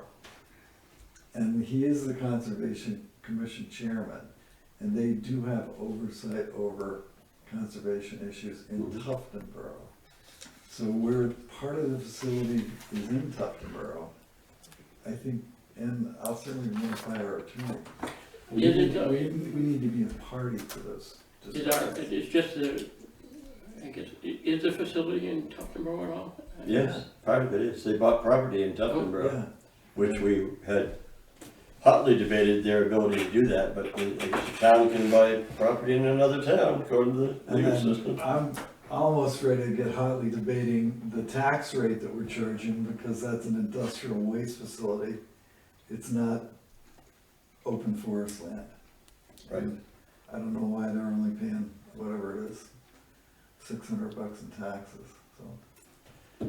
All right, That's not your problem. It's not my problem, I got enough. we're clear on that. So I'm clear on both things, I'm doing nothing until I hear from you, from the board. Well, except for you're doing the appraisal on the property. Yeah, that, I'm in with 19 Mile Brook. Right. Yep. There it is. Thanks, guys. Thanks, Steve. Thanks. Yep. Next on our agenda is a non-public session. I don't see, Sue Weeks isn't done? no, Susan, we have a substitute, and that would be Jacqueline Rollins. Do we wanna finish? He just asked for an update. Yeah, and I just feedback. wondered if you had maybe a question for me about the committee, or was there something I had to take a phone call Yeah, I'm on? aware. We had a fairly long discussion on that. We're gonna look into it a lot more, of course. To form a committee, we're gonna have to find some volunteers for one thing, Right. which is tough, but we'll advertise for that, see what we can Okay. come up with. And, of course, it has to be a warrant article. Yeah, as you right, know. yeah, It's a non-monetary warrant article. right, Which always is easier. Yep. And so, we're not ignoring it by any means. okay. No, We're working with it. I know one person who would be a good candidate for the committee. Okay? Email me that? Yep. Sounds good. We'll see what we can do. How many people do we need on that committee? Do you know right offhand? OSCP voted this afternoon to form a committee, and they have 5 members. Okay. If we can get 5 members, we'll probably vote to form a committee. That's just a guess on my part, but we are aware that there already are options for the customers to buy power from other places. We don't necessarily need a group, Not a but, bulk right, rate. but strength in numbers. Right. There you go. Yeah. That's what we talked about. Great. All right. Thank you. Go home and have supper. Thank you. All right, I need a motion to go into non-public. Second, by Guy. All the I. Use the town, we don't need to shut all these doors. Thing. You don't need to shut the door. Nah, nobody Don't around. leave me in here without a key. I don't I have have a key to key. get back I in. got mine in my pocket, just in case. I don't know how But you that can got go out shut. that way, you know. No, I can't get in to get my key. I've got it. That door shouldn't have gotten shut. Whatever, at this point, we did signature file. You're back on. Okay, we did signature file. We can go right into action items, which is sometimes a little weird. Some of these are emails. I don't know how that works in action items. Excuse We me, have- excuse me, I'm supposed to vote to seal or not seal the minutes in public? Oh, now we can vote. I vote to seal those minutes. Second. For how long? We open them Indefinitely. to. We review them every 6 months. Or 6 years, whichever comes first. I don't know why we're sealing it. I don't either, I don't. but, I mean, well, reputation.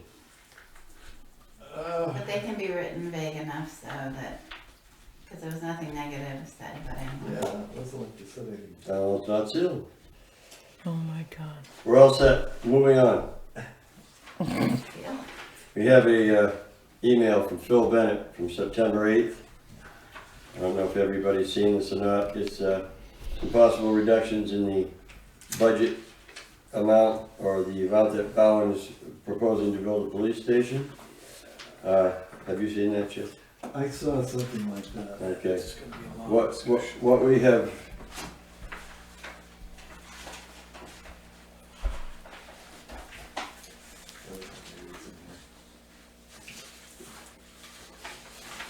It would take some creative financing to make this come, but they're getting closer all the time, I mean. I can't figure out where they're at. Well, What's it? You want this, no, this is the one I'm talking about, right here. Is that the one I have? No, I have this one. I have- I haven't I- seen that one, I have this one. okay. We all have different ones, that's good.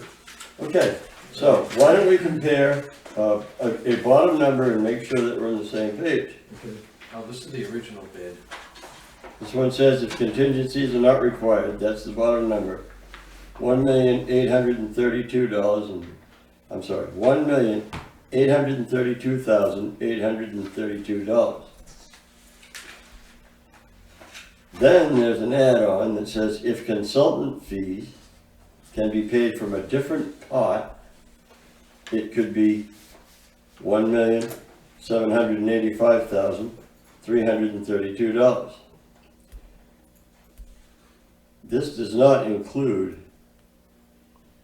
as far as I can see, the 200,000 or so of soft fees that we have to have for furnishings and things like that. I don't know what you guys have in your numbers, or why I have this one, Yeah, and you don't, I don't know. It's because it came just before the meeting. Okay. You want me to make copies? yes, please. Is it that one that came just before the meeting?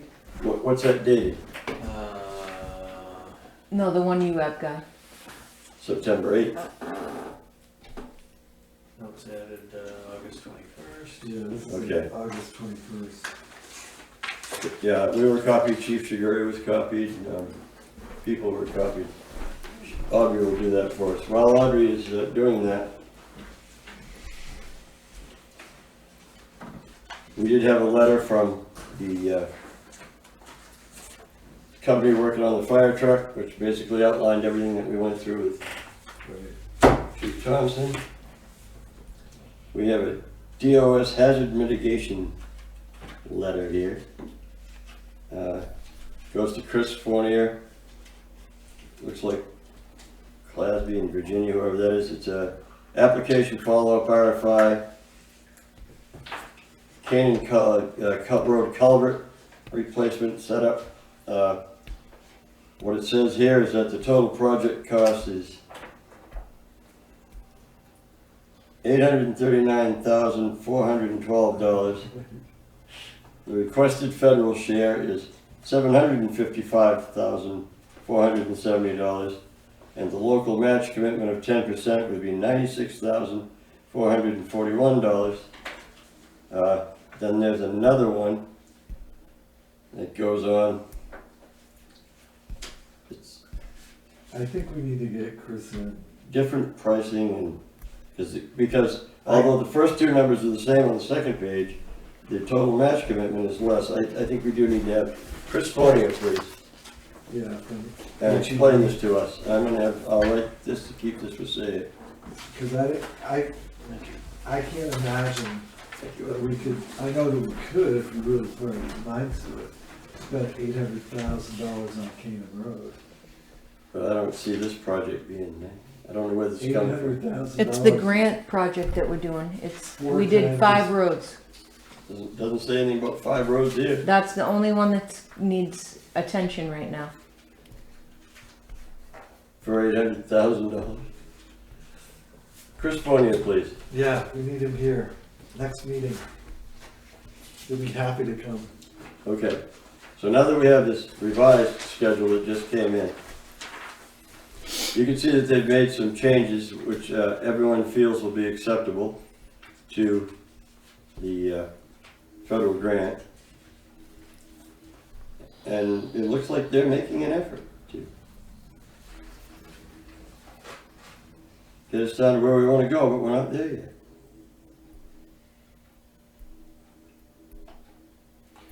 So this, the CA, right? That's the architect, am I right? I believe so.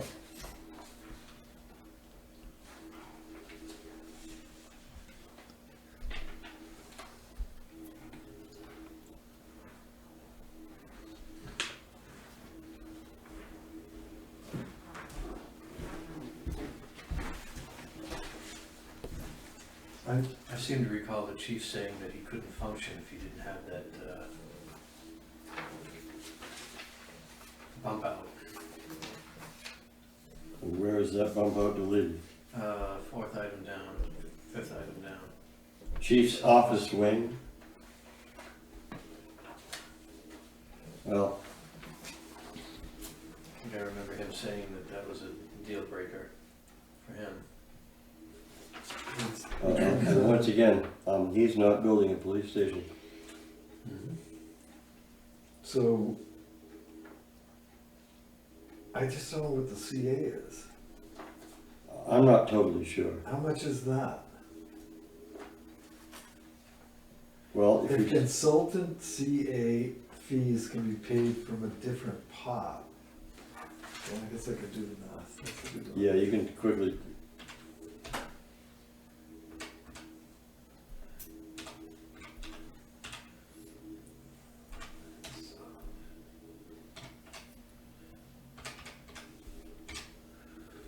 So it's $47,500. I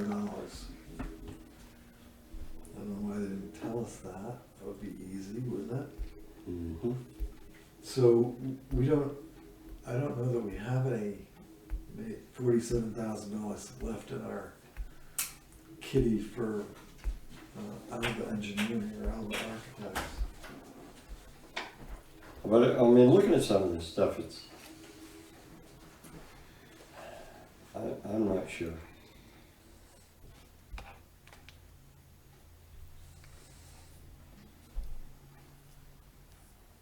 Remove site signage. I'm presuming that's a sign that says Tufton Road Police Station. It's fair. But $19,000 for that seems a bit much. There must be more to it than that. I'm sure there's electrical, concrete. Oh, okay. Remove vehicle enclosure, is that Sallyport? I don't know. Might be an evidence. Vehicle enclosure? I don't think we had a yard outside for. You know what I'm talking about. What am I Yeah. trying to say? What's An impound area for a An car? impound lot. Oh, okay, that might be something. Vehicle enclosure could be interpreted as an impound lot, but only $12,000? Is that just for fencing? I don't know. Remove site drainage. That doesn't seem like a very good idea. And what site drainage are we talking about here? That's all the problem. Well, and they've removed the bollards and the bollard wraps. I'm not sure that will qualify under. Well, if you remove just the bollards, then you wouldn't be doing any bollard wraps anyway. No, I know, but I think you need the bollards to satisfy some homeland security, Well, that might be, Prevent people from driving through the front door. that kind of thing. oh, okay. So some of this Site stuff, clearing by others, are you doing that, guy? what's this? You gonna do the site clearing Well, I thought about it, but for free? Not much site clearing to do there. That's probably why it's only a 3,500. few trees to cut. Okay, So so who would we have to do the site clearing then? Because we have to pay somebody. Right. road agent. So no nichia siding, Yeah. so that's $6,000 that they're taking off, but then they're adding 17,000 for vinyl siding. Right. No. They're No? subtracting $17,000. Oh, that's right. That should be the cost savings. That's the cost savings. But that's instead of smart siding. So what is Nichia siding? Where's that gonna go? Or was it gonna go? Smart siding and trim is $86,000 on the original. So now they're saying, I don't know what Nichia siding is.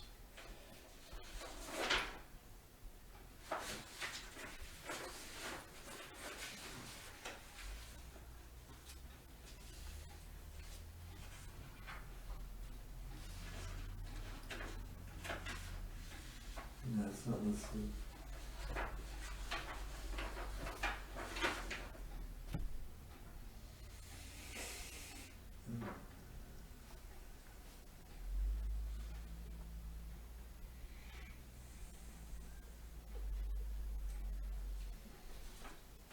Yes, they haven't hit any of the big ticket items at all.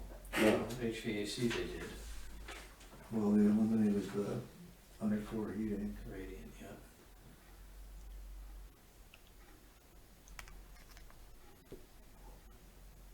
Less expensive mechanical option. What's that? What is that? To save $90,000, that would be less expensive, but we're gonna have a wood stove? I don't know. Yeah, I guess we're gonna have to go. Well, yeah, we don't have any choice.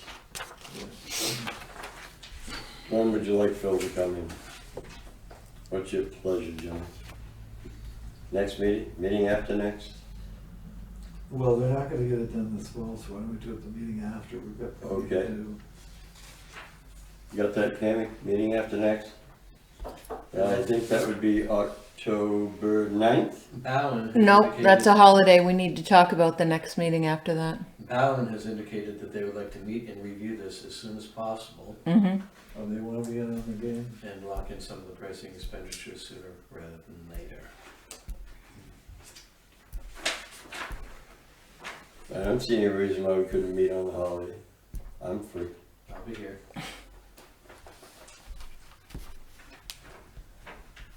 All right, enough for facetiousness. Then it would have to be on October 16th.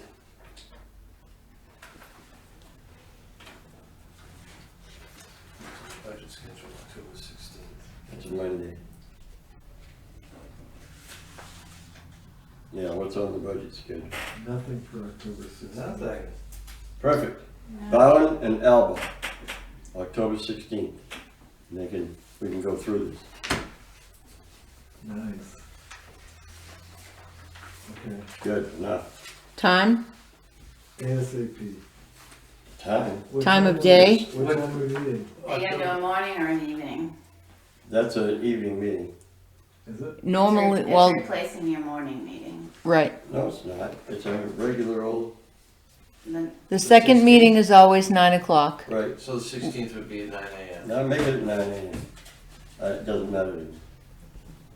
Do that. Or, did I say 9:30? No, you didn't. Well, you should say 9:30 with that. Well, yeah, because 9 o'clock, it's tough for me to get here for 9 o'clock. Make it 9:30? Yeah, 9:30 please. I know I can be here for 9:30, but 9 o'clock's tough. Okay. All right, we have an email from Jeff Newcomb, which has been issues and concerns and questions about Shirley Way and Chandler Road. It's been submitted to the road agent for better answers than we can possibly give. We also have a reminder email from the Walton Borough Town Administrator about the possibility of getting together and having a collaboration of neighborhoods to have regional quarterly meetings, work on public service costs and savings, and or share our community interest. We had this going a while back, it kind of faded away. Well, it's too bad Glenn left, because that's the problem. Yeah, You know, the state laws don't allow you to get into these things with different revenues and right, the towns have to So, own their own we're not gonna shit. do that. We have a copy of my letter for the Tuftonboro Times, which had supposed to have been emailed out to you guys. I don't know if you saw it. That's all. Okay, any suggestions, changes? No. Chip, have you read it? No, I'm fine. Well, you can read this, because if it's all right, we can get it off to Dan Barnard and we'll beat his deadline. Okay.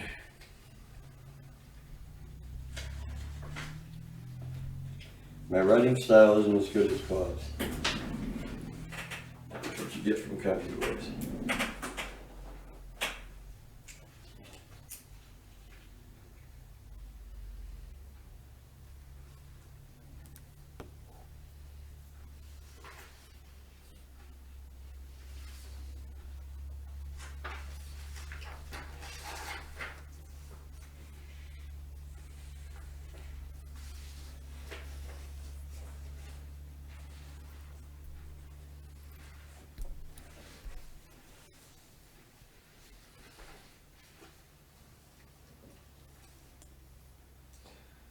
Nice.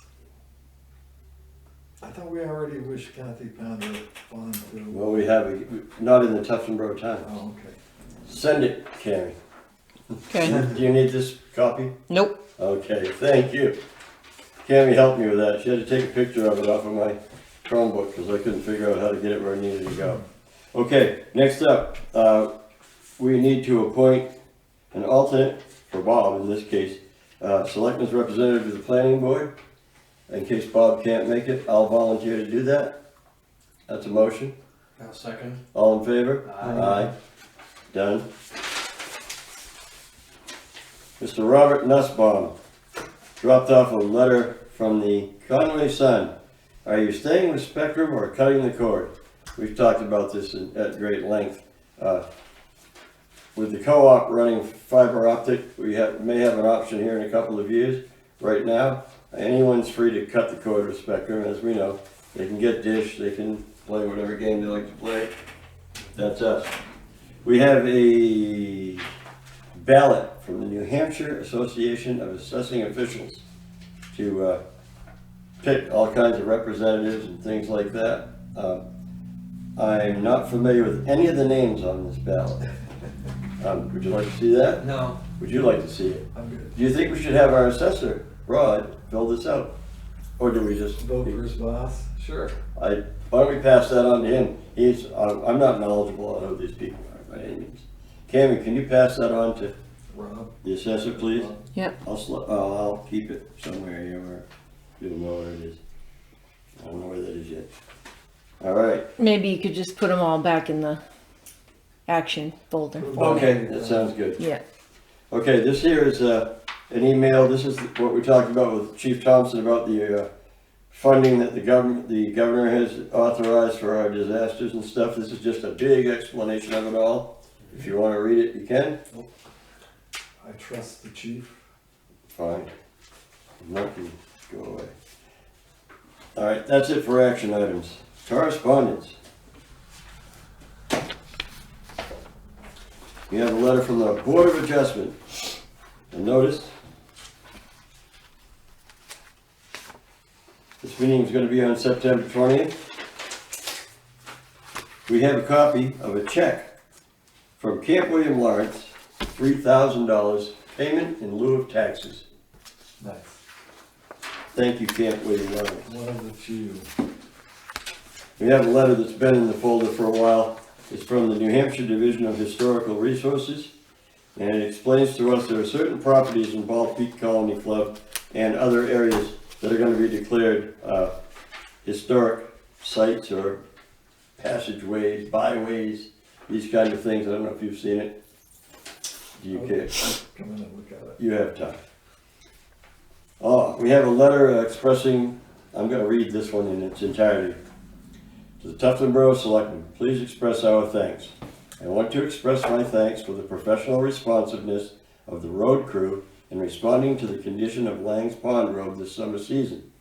With the unusual amount of rain and traffic on our road, I know it was a challenge to keep up the work that was needed. This past week, I lost an important item that I thought was stolen.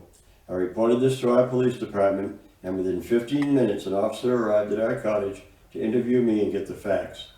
2 days later, the item was found by a neighbor, alerted the police, and subsequently I received a phone call and then almost immediately a visit again from one of our officers to let me know that it was found. This was an effort by neighbors and our police that I am grateful for and a reflection on the positive here in our town and a neighborhood that makes me feel at home and appreciated. I appreciate the sacrifice of time and effort all of you make in helping our town function. Kind regards, Kip Locker, Langs Pond Road. Maybe that's what Danny Buttrick should do, call police. He did. Did he?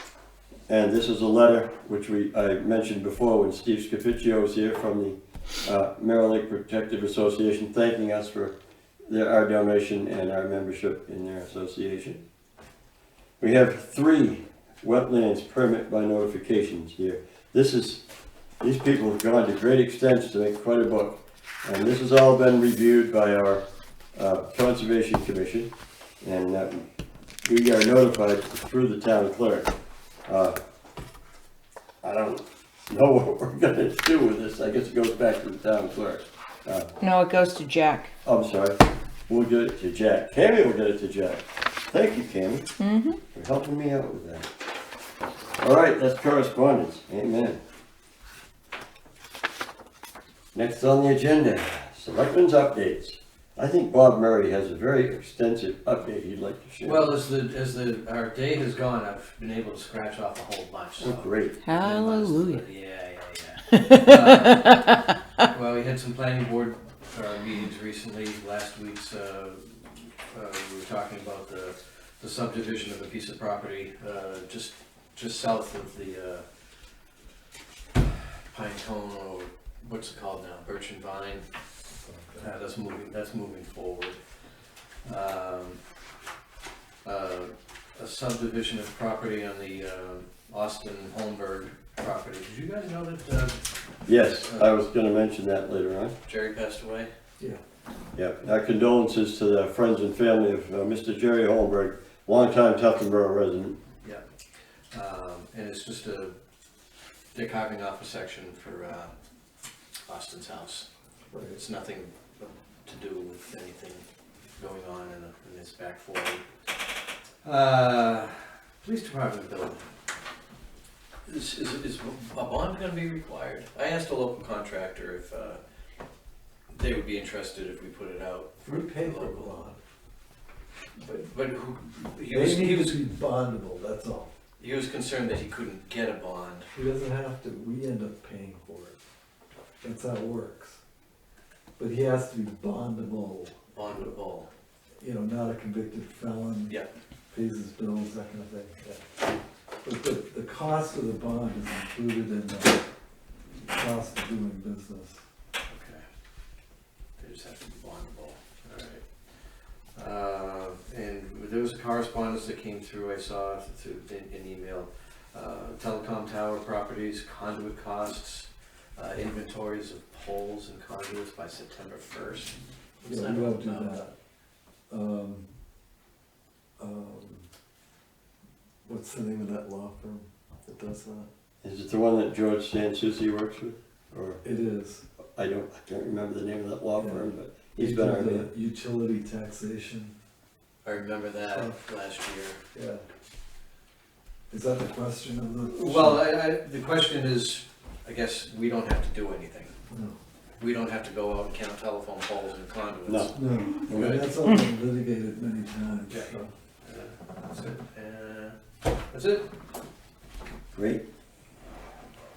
Bob and I both attended the budget committee meeting some time ago.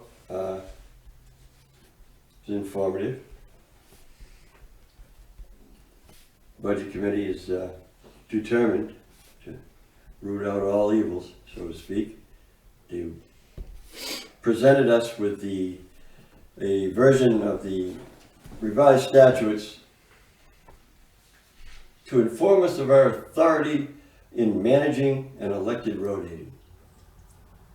And I got the distinct impression that they're not impressed with our abilities to manage the elected road agent. However, that's why they. moving forward, we will. And that's pretty much what I had. We're gonna have some other business in a little bit, but that's okay. Do you have anything to talk about with our proposed or possible solar installation? Any I progress? don't, on I that? haven't heard back from two parties, so the third party I'm hoping to hear from at some point in time. But I have been phone conversations with two of them. So hopefully we'll have something by the 1st of October. That would be We can very at least start nice. looking.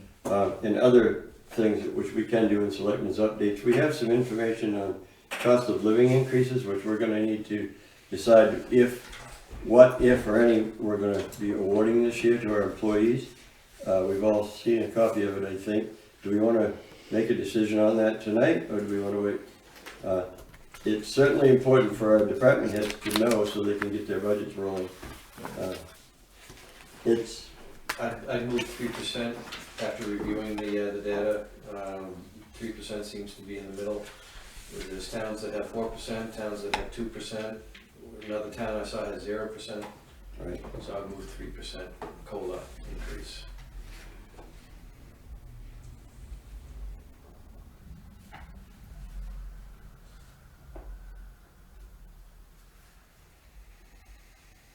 So we wanna base this on just this most recent report. Well, it seems like it would work to use these figures. And, I mean, usually what we get is a northeast COLA. Actually, I can read, Bob and I looked at that earlier on my computer here. Good. There's a couple of different things. I'm gonna have to take just a minute to dial it back up again.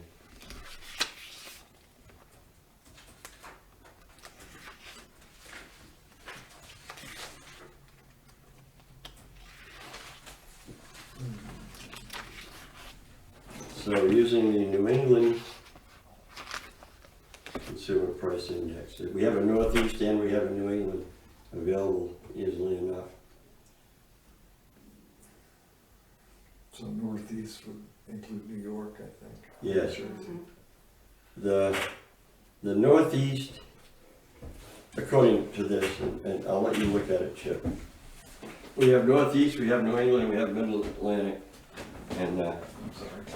it's easier for you to see it this way. Just set that here. This is what I'm coming up with here. I think Bob's 3% is pretty close. We don't want to get into percentages of percentages. I think a nice round number works for everyone. Yeah, Was it 2.8? it's 2.8 in the northeast, and it's 2.3 in New England division. There were multiple websites. Yeah, they vary quite a bit. Right. And this is, I know we'll stop doing that. There. When is the, So are we discussing this? Yes. Is this a motion on the table? is there? Second for purposes of discussion. Okay. And your proposal, Bob, is 3%? Yes. And is that the motion that's on the floor? Yes. Yes. I second it for purposes of discussion. Yeah. I think last year we were at 3. Yeah, obviously it's always going to increase, but it seems to have flattened out fairly well. Yeah. I think I'd feel a little more comfortable at 2.8, but I'm only one vote. I'm just looking at the New England number as opposed to the Northeast number. The Northeast number is 3. Going to justify those 0.2% for me.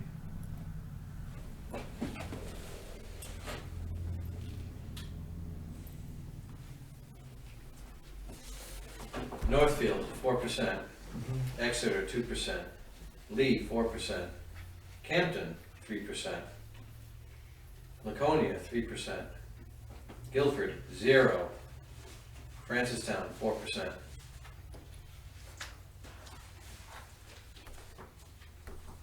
As much as I like Guilford's number, I don't believe that we'd be right in using that. No, not at all. Not at all. But between the 2s and the 4s, Tuftonboro is, we fall in the same size as some of these towns. Some of them are larger. Well, a lot of towns are larger, but I don't think the size of the town matters. It's the cost of living. Right. So I chose 3% based on these numbers here. All right. Motion was made and seconded to accept 3% COLA this year. That's cost of living adjustment from the public. Any further discussion? All those in favor? Aye. 3-0. Okay. And you can put that out to the department heads, Ken, so they can figure that into their budgets. Tammy, I'm doing that, thank you. All right, okay.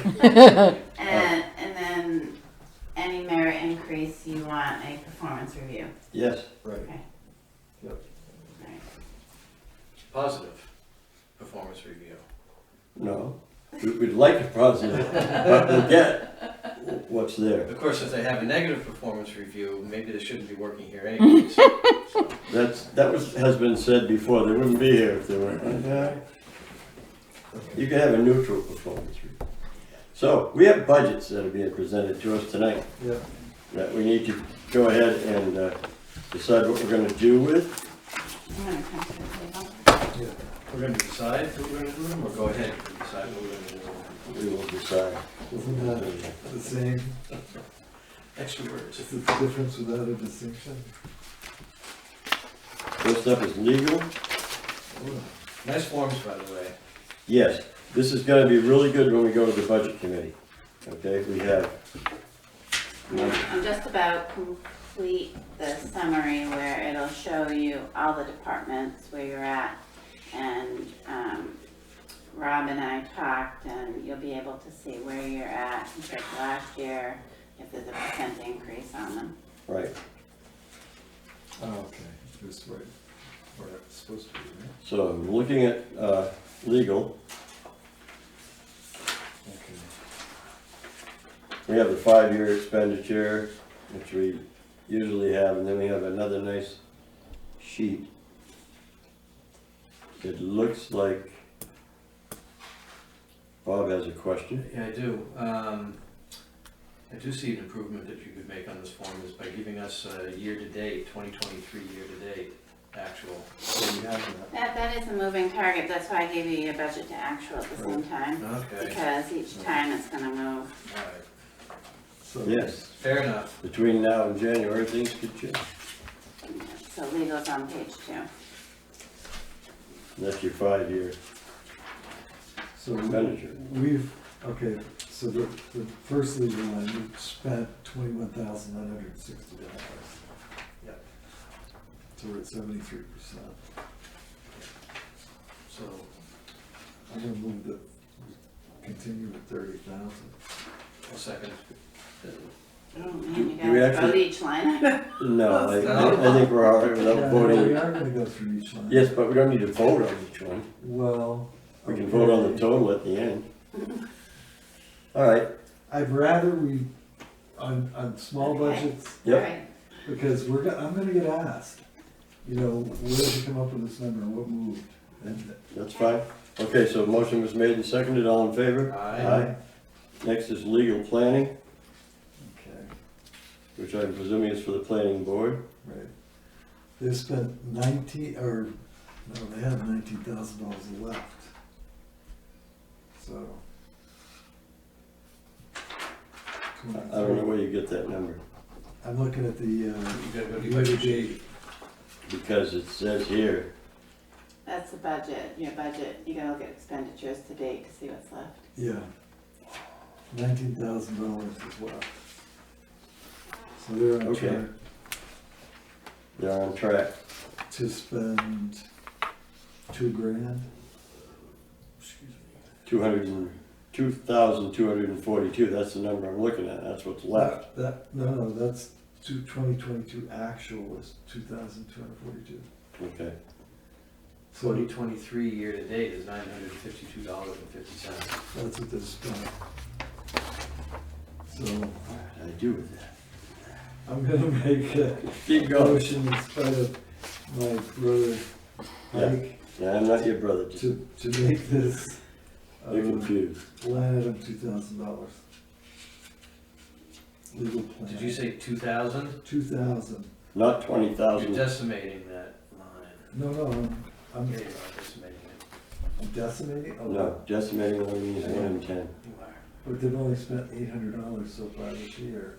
Is there some other expense you're planning? What's that lady doing, anything? Yes, but that's, Is that getting paid out of something else? I hope you're keeping track, cause I am Yeah. totally, yeah. don't even have all the sheets that you guys have right there. Give your package. Okay, I don't I'm have this open one. to suggestions. That's, Do you wanna make it $5,000? It's okay. She comes under the planning consultant fees, Okay, under planning and zoning, so, that's strictly legal. okay. Legal If review. you look at your 5-year history, the planning's where you you get hit, and from my experience, if something comes before a board, Mhm. before the town, often it's associated with a plan that, so if you look at your costs, I wouldn't I've- wanna dumb it down too much. I've thrown out my bone. What do you wanna do? You said $2,000, I'm not gonna second it. Okay, And that makes that a moot point. Let's try a different number. There you go. I would move $10,000. Second. All right, 10,000. Motion was made and seconded to reduce the 2024 budget legal planning for the planning board to $10,000. Yep. All in favor? Aye. Aye. Let's see. I'm gonna put 10,000 in the budget, approve, yours, approved, okay. Legal ZBA, they spent nothing in 2022, they asked for $500 in 2023, they're asking for $100 in 2024. I would make a motion that we accept the $100 request from the ZBA for legal. Second. All in favor? Aye. So I just wanna clarify, I didn't ask the departments for this. I put these numbers together based on history. Yeah, okay, so that's another request. No, Okay. none of these are a request. Right, You not didn't yet. ask anybody. No, What are you gonna do with $100? You gotta, you've saved the line, Mm. basically, You do that with $1. so you gotta move it. Now, if we have 100, they might do something. You can do it with $1, but you've always used 100. We're going 100. We all voted on it. Moving on. Okay. Legal for conservation, I'll move $1,000. second. All in favor? Aye. Legal for the cemeteries, I'll move 500. I'll second that. Any discussion on that? You're the cemetery, No, I'm not. oh, I thought you. There has never been a selectman's representative, per se. You- I happened to fill both positions at one time. I no longer fill that position. I'm just, For the second or third time this year, Chuck. my concern is that Yes. in their efforts with the abandoned cemeteries, they may run into some more legal work than they think. I just don't know. Well, they spent $198 in 2022. They spent $198 so far this year on the same line. Okay.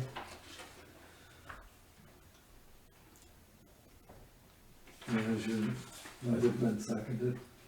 I thought it was. Okay. All in favor? Aye. Aye. And how much was it again? 500. 500. Trustees of the trust funds. The budget for this year was 100. They haven't spent anything. Right. They're asking for 100 for next year. I'd make a motion to approve 100. Second. All in favor? Aye. Aye. Wow. so your total line at the bottom is 41,700. 41,700.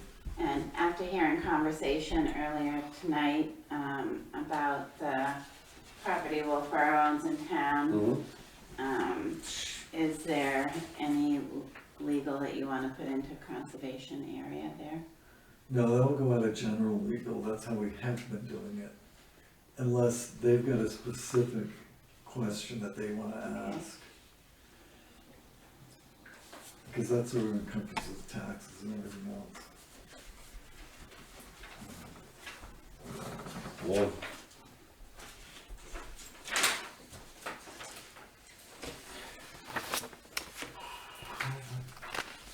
Dog officer, I'll move 250. second. Okay. All in favor? Aye. Aye. Dues, That's the New Hampshire Society for Prevention, because all that we know what that is. and we haven't got a number from them yet. We're just dealing with historical figures. Correct. Okay, so I'll move $1,500 on that. Second. All in favor? Aye. So it's a total budget of $1,750. Right.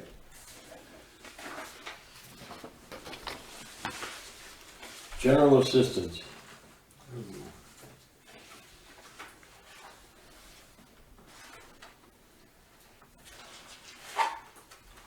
We asked for 4,000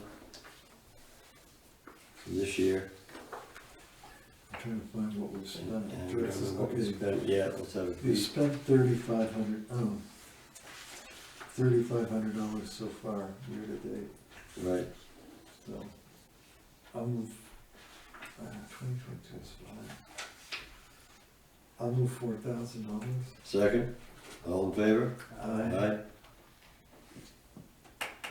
Fuel assistance, we budgeted 3,000, And we spent nothing. spent nothing yet. Right. We may, but it should cover, I think that would cover us for the rest of the year for sure. I'm gonna move 3,000 for fuel assistance. I'll second. Any discussion? Okay. You haven't had any for the last No, 5 because years. we've had the, other organizations. Yes, picking they've up done the a great fuel, job with that, yeah. The Melvin Church, This is a good one. I think we should stay with the 3,000. okay. Actually, didn't we up it last year because we thought fuel was gonna be, Yeah, a we lot did. more expensive?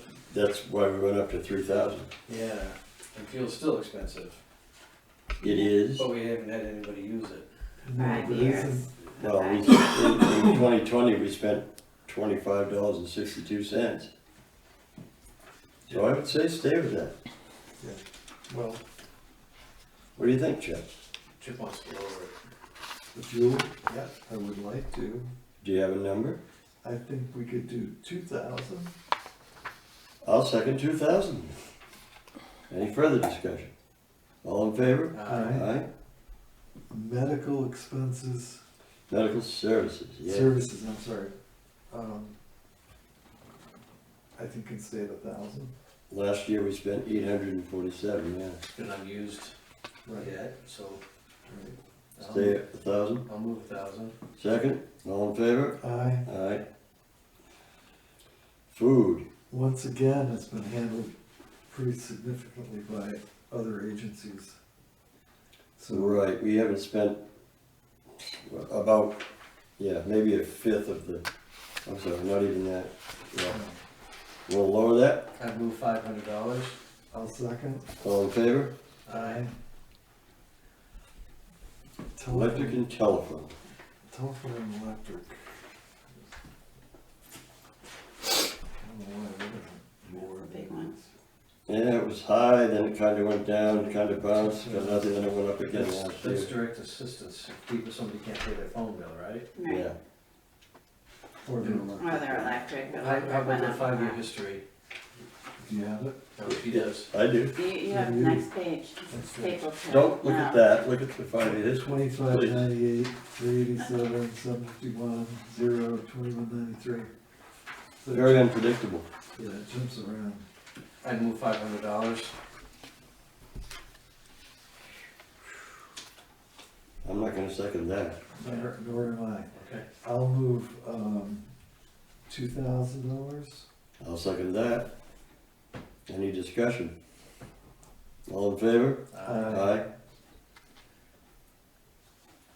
Last but not least, miscellaneous. Yeah. That's always a good one. Ooh, And, we had 1 year where miscellaneous was out of sight and then nothing. right, that was a homeless person that was living on. I do remember now, yes. So, I'd move 250. I'll second. All in favor? Aye. 7, 9, 97, 50. Okay. How much we got? 9750. Okay, thank you. Legion, we have a Legionnaire here. Yes, you do. That's our yearly donation of $1,500 so that the Legion can put flags on all our veterans' I move graves. $1,500. Second, all in favor? Aye. My question is, we haven't expended anything this year. Should I be reaching out to someone to reimburse them? They asked for a check some time ago, and Kathy was supposed to send that to them. Mm-hmm. You better look into that, Yeah, I will. please. I was worried about that. That's Harriman Hale. Who? Harriman Hill, post number 18. Okay. I'm sorry. That's okay. but they should have received a check by now, Yeah. long before now. All right. Gifts and donations. Okay. What? I don't have gifts and donations. Excuse me? Do I have gifts and donations? I do. Region, hold on. I do, gifts and donations. Good. What do we use that for? That should be flowers sent to former employees, wake or appreciation for an effort by some citizen. Yeah. These kind of things. I'm gonna move that $1,200. I'll second. Any discussion? All in favor? Aye.